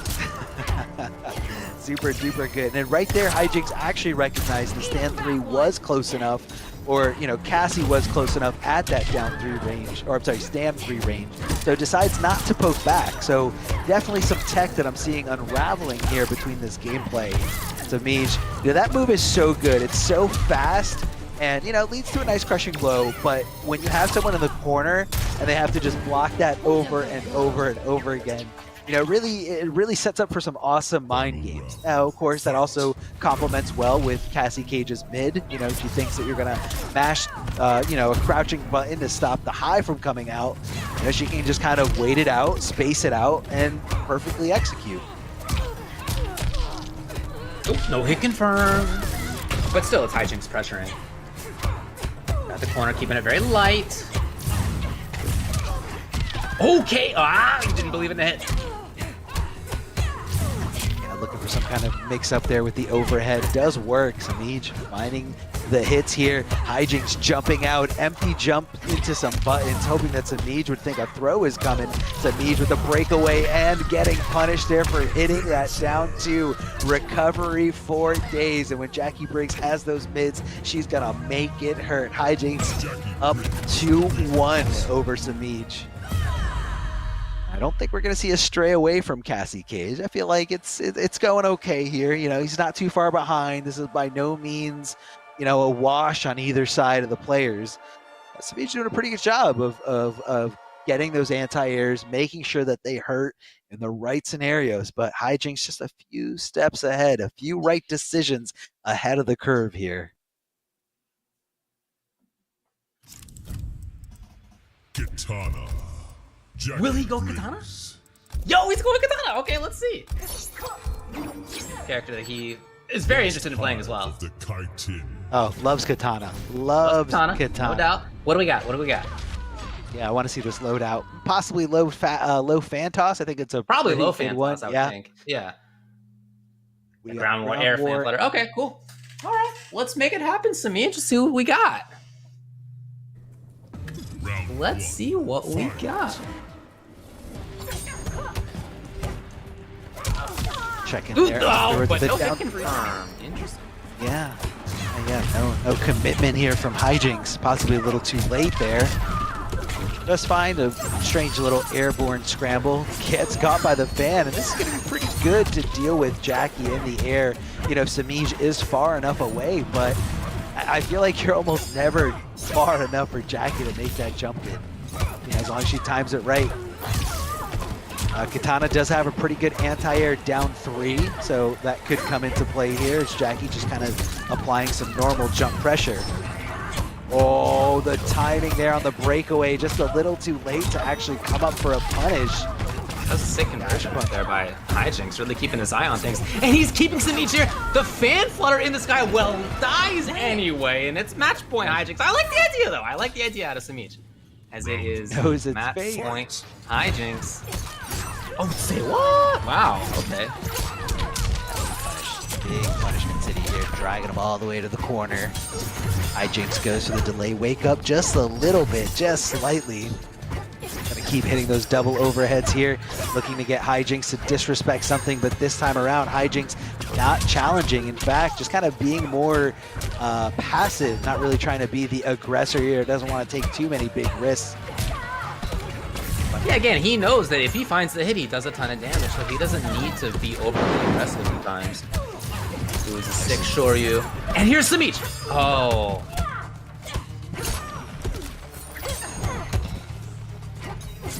Look at this absolute safety first defense. Finally the hit comes. Samij, I feel like, has pressed 1,000 buttons in this round. No breakaway. No breakaway there available for Hijinks. Not able to get out of that bad spot. And Samij showing signs of life again here. Not to say that, you know, Cassie wasn't doing a good job, but, you know, she had her shot. You know, she had her 3 games. Let's give Katana a chance to shine here. Neutral jump kicks and just continuing to, you know, be respectful is Hijinks. Not really seeing Hijinks swing out of turn there, and that's actually Samij getting a little cheeky there, canceling that low poke into the low fan toss just to kind of make Hijinks think, well, maybe I really shouldn't swing afterwards. Shouldn't All swing that when defense I- and then turns it right into offense so quickly. Now it's Hijinks who has a significant life lead. Down to preemptive. It's Samij who has offense now. Maybe. Maybe. Not quite there. He drops wanted the the first. conversion again. Would have been sick. Killed strong. Can he stay alive? It's Hijinks out of there. Even Chip's a big problem. Tried to meet the opponent in the sky, but Hijinks had the grenade already, and that is going to be 3-1. Hijinks moves on versus Samij. The Cassie didn't do it. The Katana didn't do it either. And he had a great run. He's a fantastic player. But he will end up in 4th. Again, 4th means $1,000. Hijinks continues on. into that top 3. Can we talk about the the level of disrespect there at the end? The unnecessary fatal blow. I mean, Hijinks, I know you're feeling yourself. I know you're feeling yourself, and that just shows that you are excited. That's kind of like the expression here popping off through the gameplay itself. And of course, everybody is friends with each other. Samij, super duper nice guy. I bet so is Hijinks. But that was incredible play all around from everybody. The adaptation, the ability to just kind of stay, you know, just slightly ahead there of Samij. The anti-air stand ones, immediately recognizing that you had fatal blow. And it's all about, you know, that management, seeing what's available, how much health is left, and who used what. I mean, this is so good, man. Such good gameplay here. I can't wait to see what Hijinks can bring to the table against Kerbalicious, and that is going to be setting up for our losers finals. Kerbalicious versus Hijinks. Samij taking home 4th place. Definitely respectful, and definitely big shout outs to Samij for bringing out that katana. I know it's kind of a risk. Every katana player I've ever talked to says and has convinced me that she is a bottom 2 character, not viable at all. Up Fans was apparently the only thing holding her together, and she doesn't have it anymore. So you know, my heart goes out to all you katana mains out there. It's a tough gig. It's a tough gig, I bet. Well, I just want to reiterate that what strikes me about Hijinks is more than just the big offense. It's those times when he backs off and gets a whiff punish. It's those times when he threatens the big approach and understands that there might be an anti-air and he gets a hit there. I remember the jump back in expectation of the string or of the shoulder charge of Cassie. It's the defense that we saw in one of the replays right there where, you know, he blocked a ton, but also there was that moment when he challenged against the intended stand 3 from Cassie. That kind of, it's the defense, it's the mid-range that also strikes me on top of, obviously, very, very strong offense. So it'll be Hijinks. It'll be Kerbalicious coming up next in this top 3 in losers finals. This is either 3rd place, $1,500, or you get to top 2 and you're either at 2,000 or 3,000. So we're already pretty deep in the money either way, but of course they're both going to want to move on. Yeah, this is going to be the characters that we expect. Yeah, man. Explosive. $500. Yeah, and that is legit. That's a legit difference. It's a run back, just if y'all weren't watching earlier. Kerbalicious did defeat Hijinks in the semis in winner's side. So we're coming back here, and you know, I will say this, oftentimes players who lose think about it more deeply than the players who win. And that's not to say that they always then beat the person who sent them the losers, of course. But boy, sometimes you gotta make that counter adaptation as the person who won. And right now I'm seeing a lot of adaptations by Hijinks that are working out. He's got the big life lead. Not slowing down is Hijinks. Of course, definitely a call out. Maybe thought Kerbalicious was going to jump, do anything but block, or possibly trying to chase down some kind of roll back, as Kerbalicious was feeling a little overwhelmed there with all those correct options. Love the double hit air-to-air thanks to the slight gas, and Kerbalicious just competing at the highest level here. Gonna break that armor, no problem, but keep in mind, he's holding on to that crushing blow because it is very possible for that stipulation to be completely filled one more time. This is still early on in the set. We've got one more round to go. Definitely gonna want to keep it for that threat. Kerbalicious tying it up like nothing, not skipping a beat. Big risk by Hijinks to take. Kerbo only got a grab. It could have been worse, to be honest. Harassing a little bit. Here's the moment. Offensive bar spent. Oh, and calling out the breakaway as well. So slightly more damage, as you can see, on the grab. 180, 190, I think it said. Oh, love the conversion here. Tough follow-up after a crushing blow. Kerbalicious just never, ever dropping that conversion.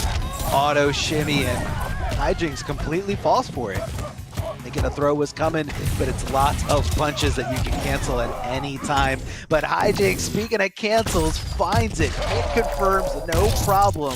And so good at that. I mean, we've seen time and time again, set after set, Hijinks getting that win, getting the victory by being able to hit confirm right into that fatal blow at the very last possible third round winner. Hijinks taking that first game over Kerbalicious. Now remember, double elimination bracket. The fact that Kerbo is the one that knocked Hijinks into losers doesn't mean a thing here. They're going to be playing first to three, and the first to three here will move on to the grand finals. So a little bit of a reset of pressure. The old score doesn't matter. We're starting fresh, brand new. A new day is upon us, and Hijinks willing to just ride that momentum, ride the wave from the lower bracket, you know, past the carnage of everyone that he left behind here. Everybody Hijinks has eliminated.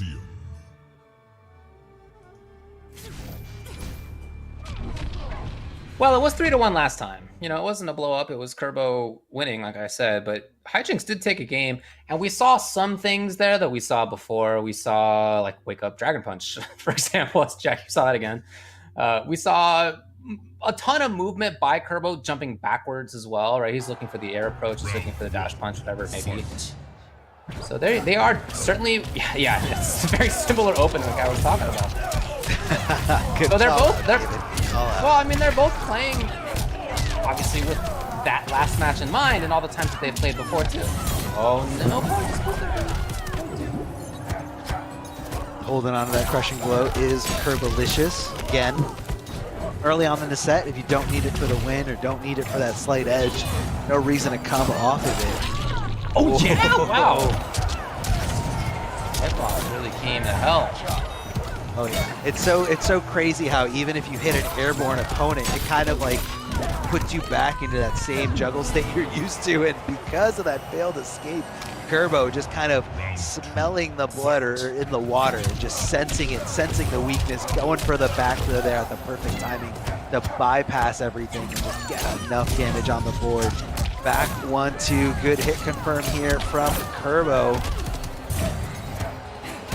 Doesn't commit to the whole string. Smart stuff there. Doesn't want to overextend. Doesn't want to overreach just in case of that roll. But that's not going to help you out. Hijinks riding this momentum, taking full advantage of everything, and just going offense crazy here.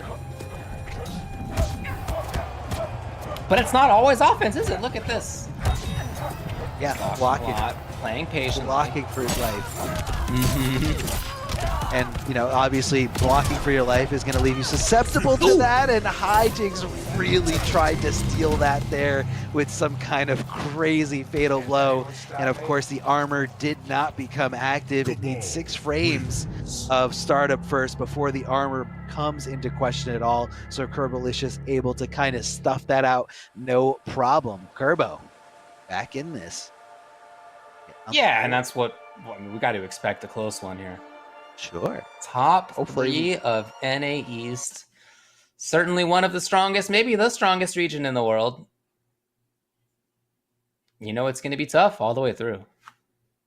It is. It's gotta be. It's gotta be. And again, these guys want it. Just this matchup specifically, this set, the equivalent of a difference of $500. Riding right here in a first to 2, first to 3. I thought this was the offline days. First to 3 here.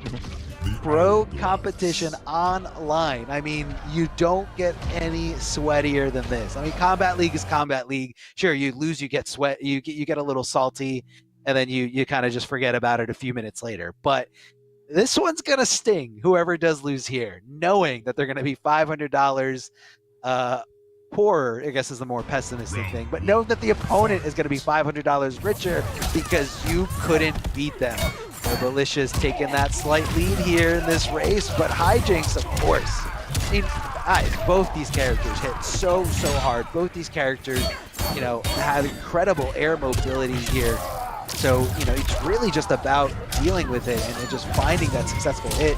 Instant jump from Kerbalicious, jump attack, able to get something here. Doesn't get the ender though there. A little bit of a drop. Maybe he was baiting something out here.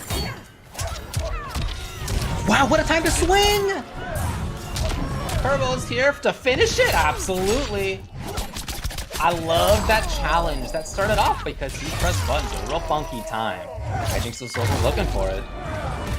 I also want to point out that Kerbo was micromanaging that bar there from Jackie. As you see it now, it is full, but while Kerbo was doing that combo, she was actually just shy of 2 bars and had no access to break away, which is why Kerbo went for the short killer.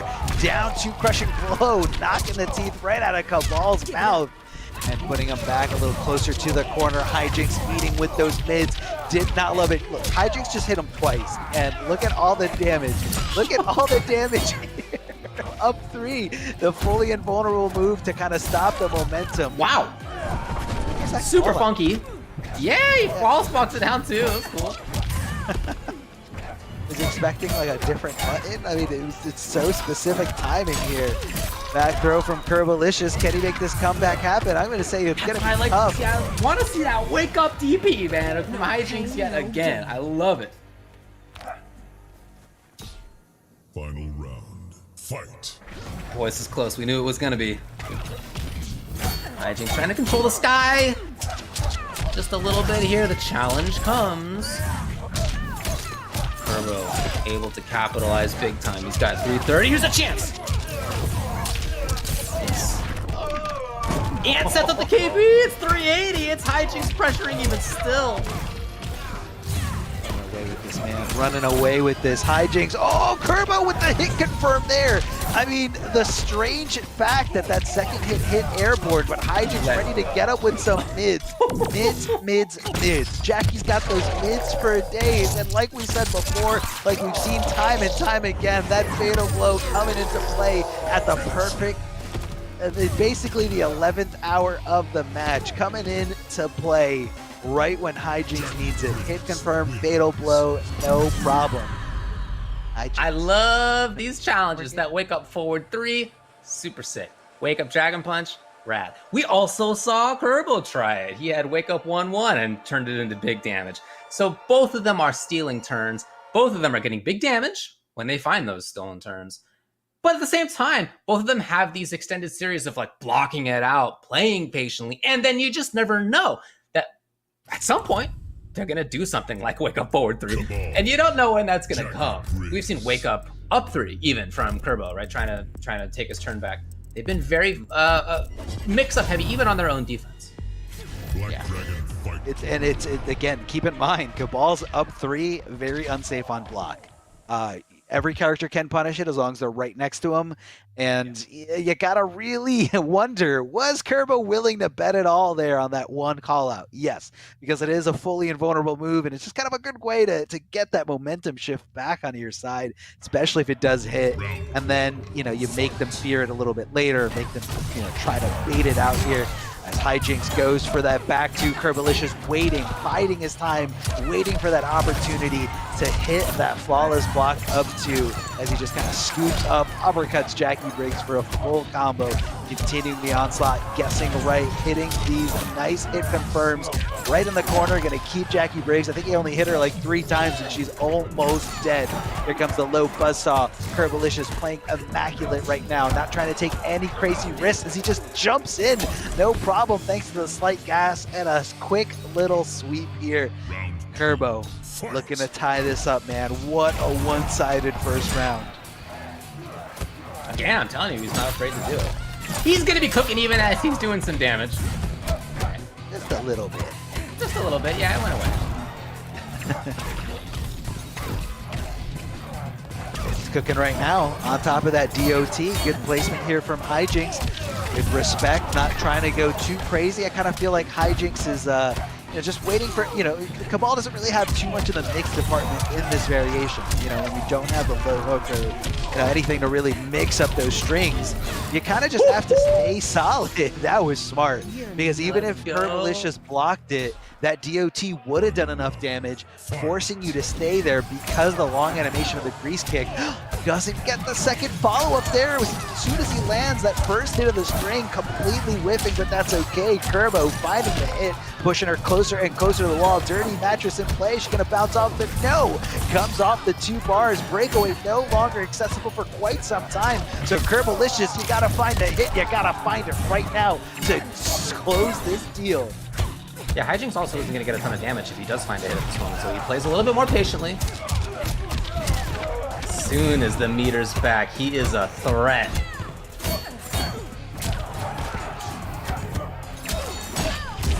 Ah, the funky stagger!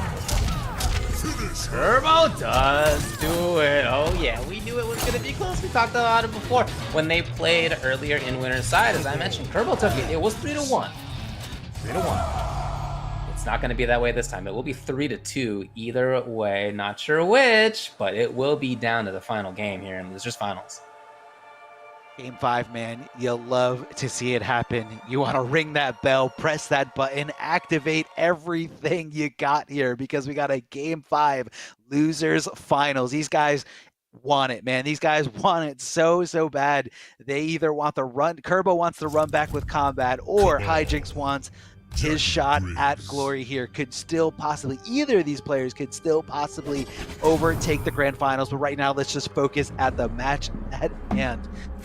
Game 5 situation here. Do you have an option what's to funky change? is that These guys have been loyalists throughout the whole time. What's funny, David? No, there's no way that they're gonna change. Yeah, Kerbo will often, when he takes a game, do a fatality, right? Something we've seen from him, not just in this top 16, but like all the time. We're not. I think it's an MK9 thing. yeah, but we're not seeing it right now, right? We're seeing him fully engaged, thinking about it, not even spending the brain power to input those buttons, right? Want to get back into it, want to do what you want to do, think about what you need to do. That's where his mind is as we enter game number 5. One of them moves into grand finals for the chance to take that first place with $3,000. One of them loses and ends up with $1,500. Now that's not bad either way, but it's a significant difference. That's what they're fighting for. They're fighting for the respect. They're fighting to shut everybody up in chat. I see you all. I see what's going on in that chat. We're looking here. Yeah, man. I mean, no one, obviously these guys are no one's denying that their characters are really good, but you can't really take anything away from these players really putting in the work. Game 5 scenario here. Who's gonna want it more? Jackie Briggs opening up things early with that overhead elbow drop. Kerbalicious looking to block low, or not looking to block anything at all. Downward buzzsaw going to be using that mobility. Good hit confirming to the Nomad Dash. Cabal hits like a truck even when he doesn't need to use meter at all here, just when he wants to do it. Hitting those mids back and forth. The mobility, it's just insane, man, how fast Cabal can just hit you with overheads that are going to lead into damage. And speaking of damage, Hijinx running away with this. Flipping over to the other side, Oki right on top of Kerbalicious, able to identify that slight delay, goes for the empty jump back throw, keeping it mixed up in Kerbalicious's head. Look at all that blocking, only to find that one hit finally, and now it is match point for Hijinx. Threatening to get into grand finals. We know Kombat's waiting for one of these two. Out of the sky. Hijinx just getting some damage over time. Yeah, get out of there, absolutely. And that's exactly what Hijinx expected as well. Elbow drop here, instant jump kick. Cabal so tough to contest with down to crushing blow. Saw the throw coming a mile away and ducking right under it. Just hits the fatal blow. Completely whiff. Oh, he's in big trouble. He's in big trouble. He cannot get touched by anything. Even his foot in the goop is no good. Okay, he's got an offensive bar. He's got an offensive bar and a dream right now. Can he find the next couple hits? Maybe even one hit. Hijinx blocking for so long. 10 seconds. 15 seconds with the block button. Finally finds the moment, and Hijinx bursts up into the sky to take it 3-2. After 15 seconds of holding on to that shoulder button, he finally found the moment. And he gets in to grand finals, sending out of the tournament the person who sent him into losers in the first place. Insane, man. And that's got to be such a good feeling to come out knowing that, you know, you have a really tough opponent. Just in the fact that it's Kerbo, most dominant Cabal player out there, but also the person that you just lost to, not yesterday, not 6 hours ago, like maybe 1 or 2 hours prior to this match, you just lost to them. How much could you possibly learn within that time frame to make the comeback? And not only that, but when you're coming from the winner's side, you're not playing as many matches, you're not getting as fatigued, you're not running out of energy, running out of stamina. So despite all those things, fighting against Hijinks able to clutch out the victory, but Kerbo definitely did not go down without a fight. Going to a game 5 situation, some key fatal blow conversions did play a big part in it, and it could have gone either way. Both players so incredibly talented, so good at playing Mortal Kombat 11. And I just want to add that Kerbolicious did not drop that combo a single time to my knowledge, to my memory. And that is a very tight link there after the, or I guess tight juggle, I should say, right after that crushing blow. Yeah, man, this is it. And the end there where, you know, the way that this loadout of Cabal kind of is you're always kind of, you know, not really worried about mix. It's just kind of the frustration of not wanting to continue to block. Sometimes it gets the best of you. And of course, Cabal's going to have to go in there, mix it up with some throws, force you to let go of block, force you to look for, you know, some neutral ducks. And then once he conditions you into that, that's when it's, you know, really party time for Cabal. So that checkpoint, that checkmate situation there for Hijinks was that 15 seconds of blocking where he said, I'm just not going to let go of block. I am going to win this right here, right now. Made Cabal whiff on that fatal blow, called out the throws perfectly here, and this is kind of where it happens. Kerbo, just the onslaught of pressure here. Lots of jumping, lots of shimmy attempts, trying to do anything, and then just the explosion of offense coming out of Hijinks there at the end. Incredible set, man. I'm so happy we got to see that. There you have it. Yep, that's going to be Grand Finals set. It will be Kombat coming into winners, Hijinks coming into it from the losers. You all know the rules. That means that Hijinks will have to win 3 out of 5 sets. And believe me, I can hear everybody in the chat talking up about Jackie Bricks. I can hear you so well, in fact, because of my, as you can see, Astro headset. Thanks so much to astrogaming.com for pumping that stuff into my brain all day, and in fact, all of the Mortal Kombat Pro competition. It's been cool. Check them out at astrogaming.com. They are the official audio partner of the Mortal Kombat 11 Pro competition, and all of our audio on commentary has been powered by them for the whole season. Also, check out their very, very cool exclusive stuff for the player who ends up winning. As you can see, white Astro ID headset with custom Pro Competition Champion speaker tags, Mixamp Pro TR, custom Pro Competition Champion windbreaker, and custom MK11 Ultimate Champion joggers. You can't get any of that at home. None of that. I can't get it either. Because I'm not a champion. Only the champion gets that. Yeah, only the Thanks champion. Thanks again to Astro Gaming for providing all of that stuff. Yeah, man. Really doing a lot, just not only for, you know, the realm of Mortal Kombat 11, but also for, you know, just the FGC as a whole. So huge shout outs to Astro Gaming. And, you know, I just want to say, David, it's been an absolute blast. This is going to be the end of my commentary run for this, as we just have one more set, one more grand finals. It's going to be Ultra David and Aquaman guiding you through it. I just want to thank everybody for tuning in. I want to thank everyone who supports me. I want to thank everyone who enjoys Mortal Kombat 11 and just loves seeing high level play and is just waiting for everything to come back. Whatever happens in the future for this game, whatever happens for the future for the FGC, I know everyone that is a true diehard fan is still going to be there. I'm still going to be there because I just love the competitiveness. I love the FGC no matter what, and I'm just so honored to be a part of this incredible production. Big shout outs to everybody who put this together, because it's a lot of moving gears. It's a lot of, you know, difficult things that go on behind the scenes. So everyone just killing it, man. The production, organizing, putting everything together, reaching out to the players, and just making sure it's great. End rant. David, you're awesome. Thank you so much for co-commentating with me so many times during this year. You're a real dear friend. You're an amazing person. You really should hear that more often, and I'm going to tell you that right now live on stream. David's an amazing person. Mr. Aquaman, also an amazing person.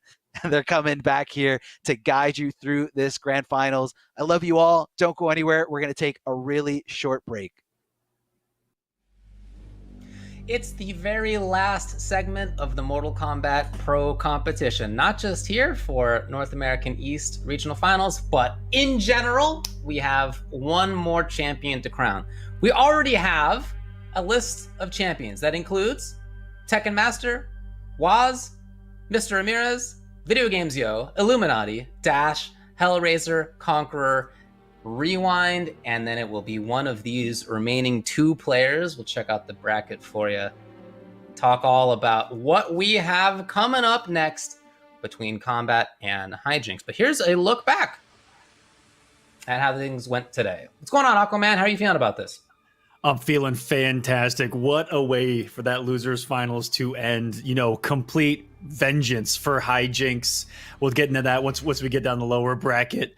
But the way that this thing started, these 16 players came in. I don't think anyone on planet Earth could have predicted what was going to happen here today. And I think that the results speak exactly that. Everyone coming in, those points at the end of the day only gets you here.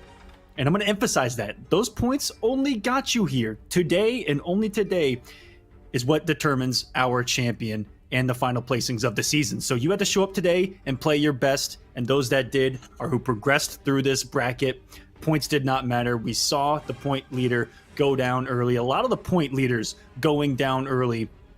And these veterans, these guys that have been in hyperbolic time chambers training for this event, truly did show up. You see Kerbo, Hijinks, Kombat, Samij going through the winner's side, and then you saw really big runs in the lower bracket.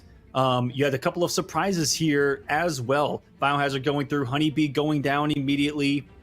I can touch on so many of these. Big Daddy G making a good run. Gur making a huge run through the lower bracket. We had Pulse making another massive run through the bracket, sending Hayate out of this.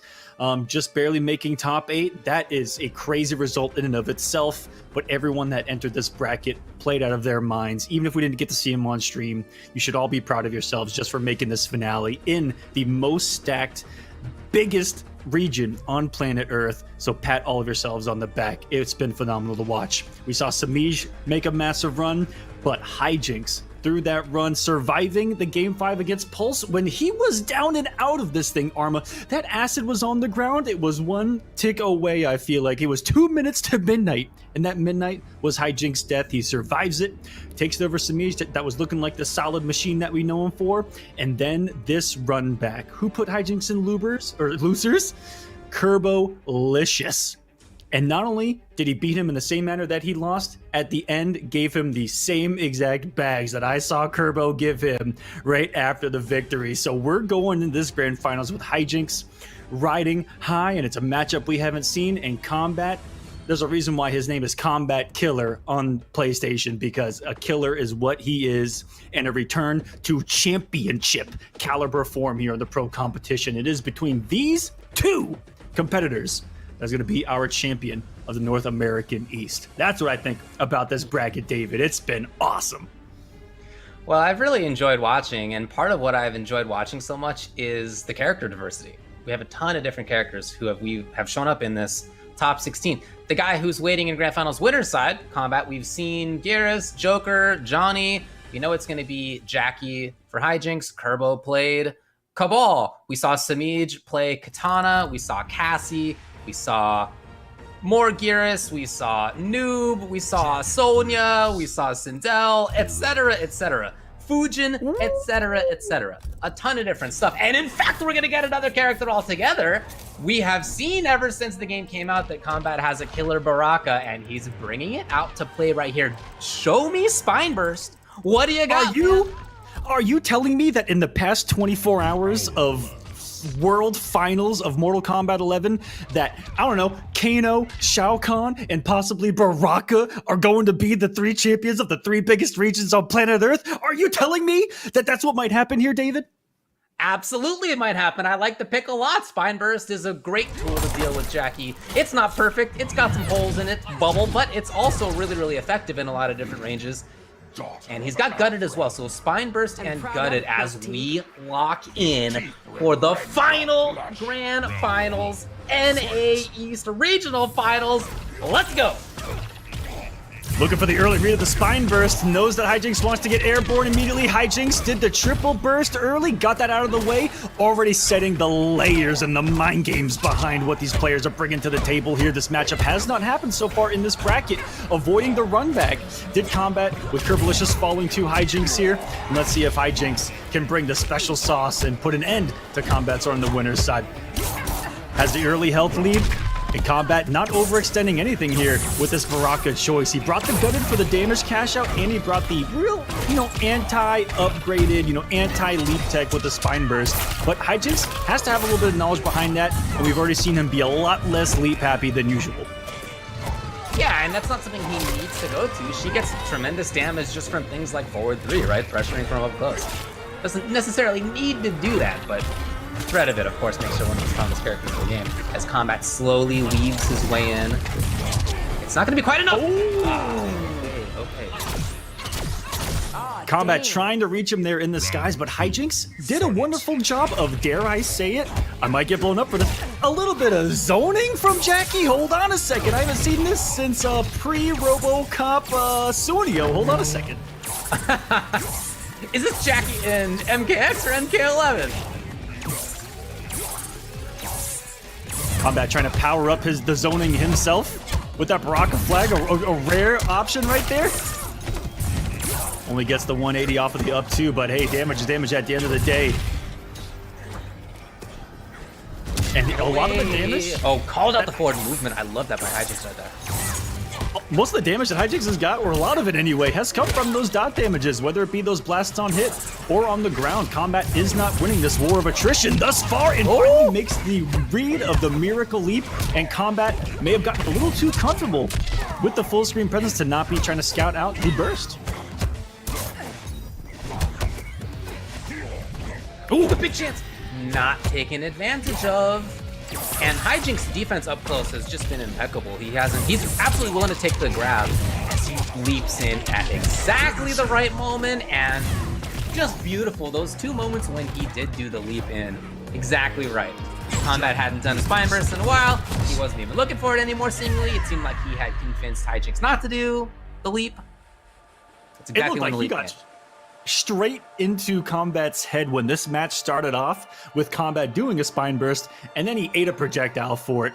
And no other leap came for quite some time. It was just all zoning, and a lot of it was just sitting on the ground in front of him, and he was opting to try to make those trades happen with the Blade Sparks, because they do a massive amount of damage, right? And then he tried to amplify that damage with the flag. He was just fighting from a health deficit the entire time.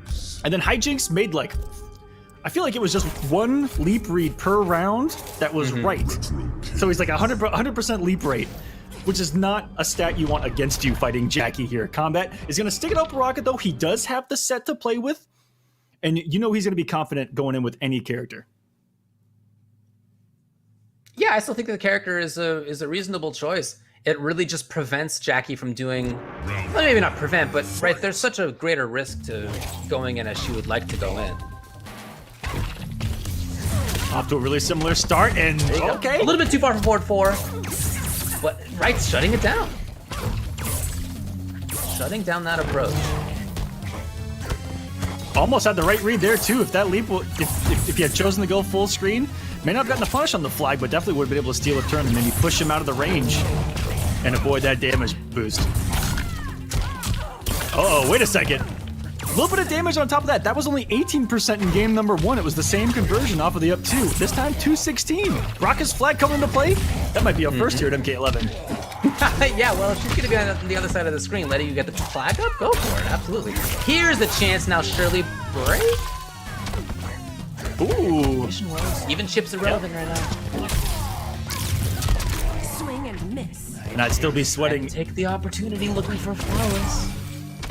There it is up in the sky! That is the power of the Spine Burst. It does hit really far, really high. I mean, I won't tell you that it's 100% on that, because I've definitely, as a Baraka player, done Spine Burst and she's sailed through it. Like, it's not perfect, but it is really good. I like how Kombat's kind of approaching this too. I think that he is just trying to play around a health lead, knows that the trades are going to be in his favor. As long as his health remains around the same, if he just avoids those 30% leaps, this is a pretty good spot for him, I would say. He's doing a bit of a turn. Ooh, did you see that wave dash that went about one foot, even though it was like a triple wave dash? Yeah, you know. Not one of Baraka's specialties out here. His specialty, damage. Although not accessed so far. Keep the opponent still, and that is going to do it. Yeah, yeah. You're nothing. Very smart calculation there by Hijinks. Do you think after a second game that Kombat might make a switch? Or is he just going to, you know, slowly adapt as this match goes along? Because he's gotten better and better at it.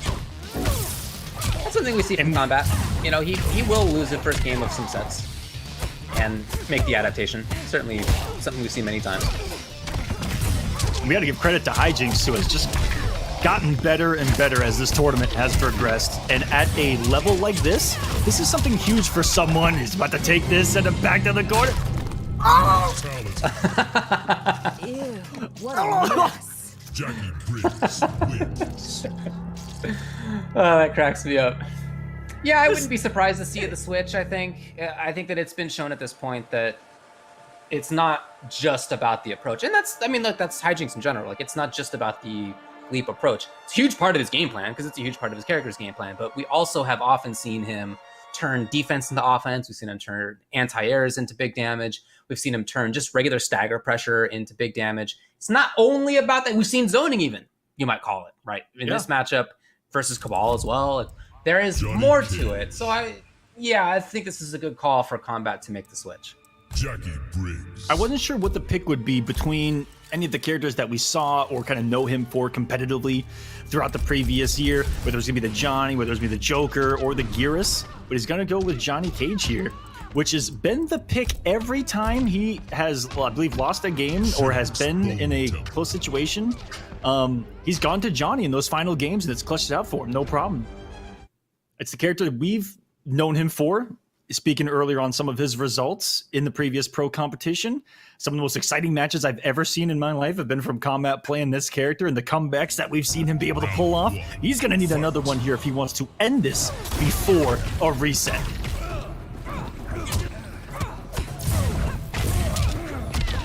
Well, it's a great start already for Hijinks here. Yeah, getting the grab too. Going down. A little bit extra toasty. Yeah, 3% extra. It's fine.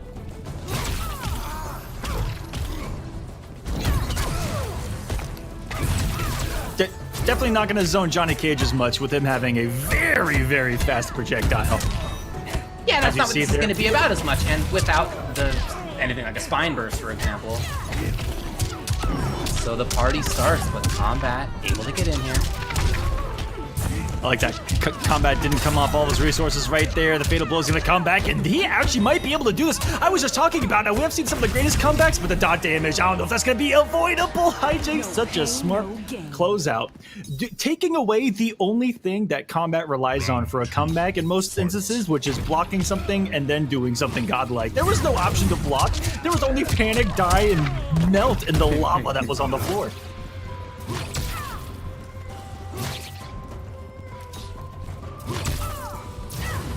Ooh, always a threat. There it is. Okay. Pretty sick.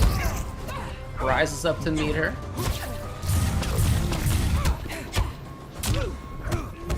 Now zero. That's a lot of meter spent right there. That's a lot. Yeah, so Hijinks is not going to be quite as effective.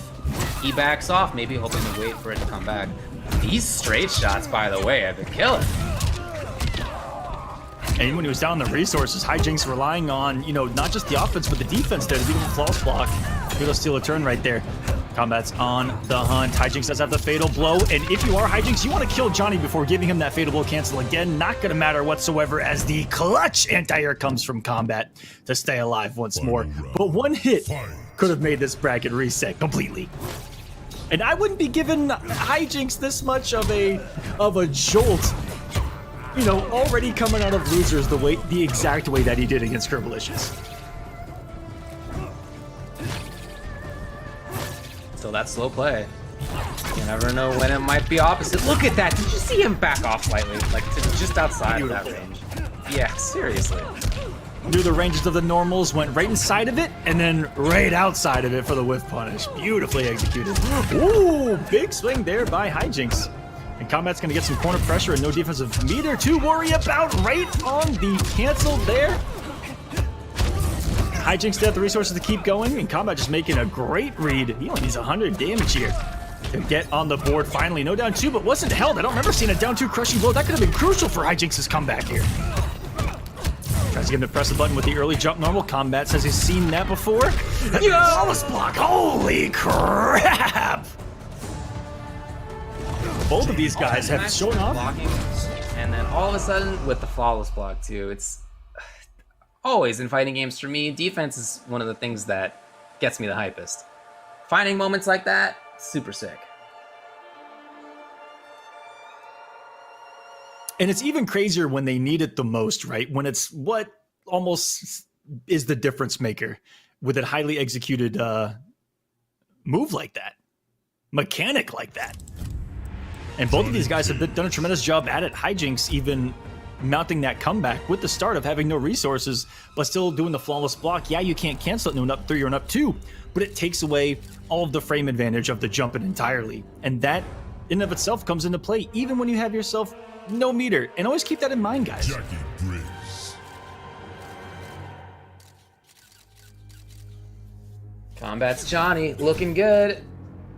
And you can see that, I mean, look, as a Baraka player, you can see that there's some stuff that Johnny can do that Baraka is not quite as good at. That ground mobility, super important to be able to stab in, to be able to back off and get the whiff punish, for example, that we turned into big damage, that kind of stuff. To consistently get significant damage, gutted, deals a lot of damage, but if the opponent has defensive bar, it's not going to do that, for example. And so Kombat just consistently has a very fast fireball. Baraka's is pretty good, to be honest, but Johnny's certainly better. So I like this pick a lot. I do think this is the right call.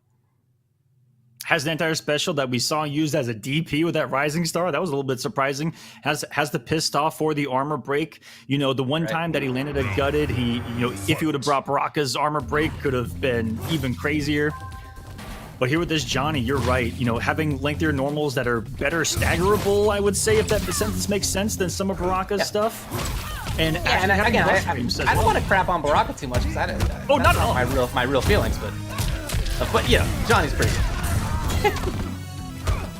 and something that we're used to seeing Kombat in the hands of a whole lot more. Ooh, that was a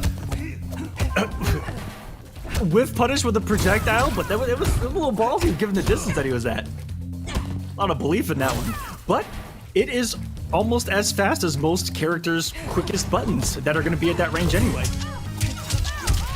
And another beautiful call out, reading just the one grenade. He's done that back-to-back already. The forward 3 going. I mean, if he was standing still, maybe that could have hit, but the fact that he still moves forward was the perfect answer for the up grenade. Well, I think that really gives you a sense of how much Kombat has done to make Hijinks not know where Kombat's going to be. Kombat just had the complete wrong call. Now, though, he's in the corner. He's got pressure. Yeah, the defensive bar comes off. Ooh. Again, you said, I mean, you don't know when Kombat's gonna back off because he has done that a lot. I mean, I get that read from Hijinks because honestly, Kombat has done that a lot. But he's also moved forward. He's throwing projectiles. You just don't know where he's going next. We'll finally call it out with the down 3 as well, but watch next time around, guys. When you start low poking Johnny a little too much on the approach by reading the forward 3, he's gonna start coming to that back 3, and you need to be careful and watch them toes, because they'll start clipping them. This is Kombat playing the away game. And there's the back 3, exactly. We're just reading that Hijinks was going to go for that down 3 again, assuming that it's going to work over and over again with Kombat doing the same approach, and now it's just unlocking more of the layers of the combat. He's not afraid to take it with this dot depth. He actually took that on purpose, I feel like, to give himself fatal blow. Did you see that? Super sick if so. Anti-air with that, and then, well, here you go. It's 2-2, just like that. Johnny Cage wins. Kombat is looking good. That reversal throw was savage. I can't tell if he would have done that regardless of what was on the screen, but it gave him fatal blow cancel. It gave, and if that was calculated, I mean, on top of the 4,000 reasons why he's already in this position, there's just another one for you. Let's just sprinkle on the bacon bits on top of the combat salad here. Jackie Briggs. All of a sudden, a game 5. This Johnny has been. Wuxi Dragon Grotto. Well, it's been Johnny Cage. Yeah, and it's been Kombat's Johnny Cage. We've seen his Johnny be one of the best in the world for a long time now. And it's been, I think what, again, is so impressive to me is that he's been able to throw off where Hijinks thinks that Kombat's going to go. And so things like calling out the grenade, or even maybe Round 1. Fight. the bionic bounce, like whatever it is. Kombat is where Hijinks doesn't expect him to be very, very often. And that's been tough for Hijinks to get anything going as a result. Ooh, tried an old school anti right there with the back dip. That would work out. That would be disgusting. Trying to read the single grenade again. Stay one gets him burned. Quite literally with the blue flame activated on him. Tries to disrespect the down 3 hit advantage. Instead eats the 1-1-2-1. And Hijinks, man, the way Kombat just closes the gap with the movement, and you're so afraid of what can come off of that movement that you're fearful, and you're standing still, afraid of the forward 3, afraid of the projectile. Then he closes the gap and he walks you to the corner just like he did.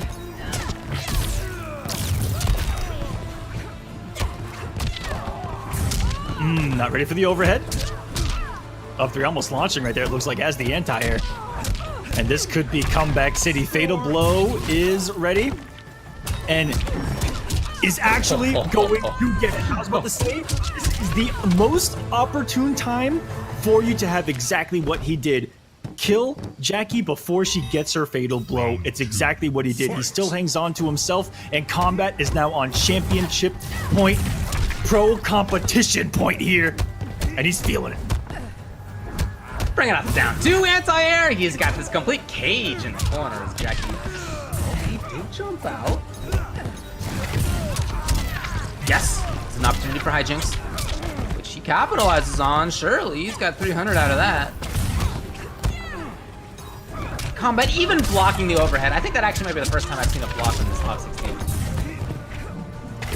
Maybe used it a little too many times there. Did Hijinks. It looks like he's down 3. He did get sniped on the back 3. Is this enough? Is he able to go to fatal blow? Not at all. But look at the cash out. Still mass amount damage, 373.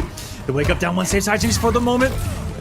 He's gonna make a couple more reads. Goes for the bro. Tech that company was ready for it. Those last thing even I expected with fatal blow ready. The other one comes. No safety. He's gonna go for the dot damage and down 2 whips, and he stays alive. Incredible.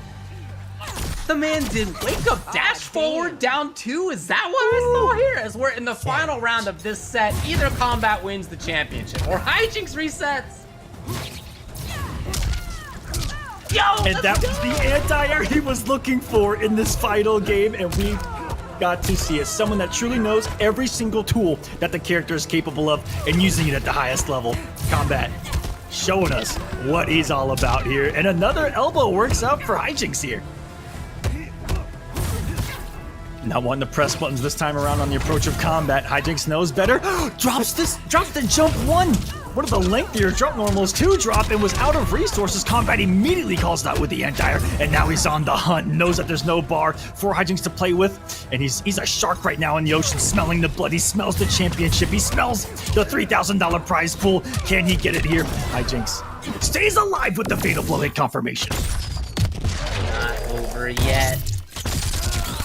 He's not very good on resources right now, so we might see Hijinks play cautiously. What do we got here? 1 defensive bar only. He has access to the big leap. Offensive bar comes back. But you know Kombat's had such great anti-airs from this range, leap to this range. What is Hijinks looking for? Okay, hoping to bait. Oh, didn't come in. Oh, the big walk! He doesn't have the offensive bar though. 20 seconds left. Kombat out of the goop for sure.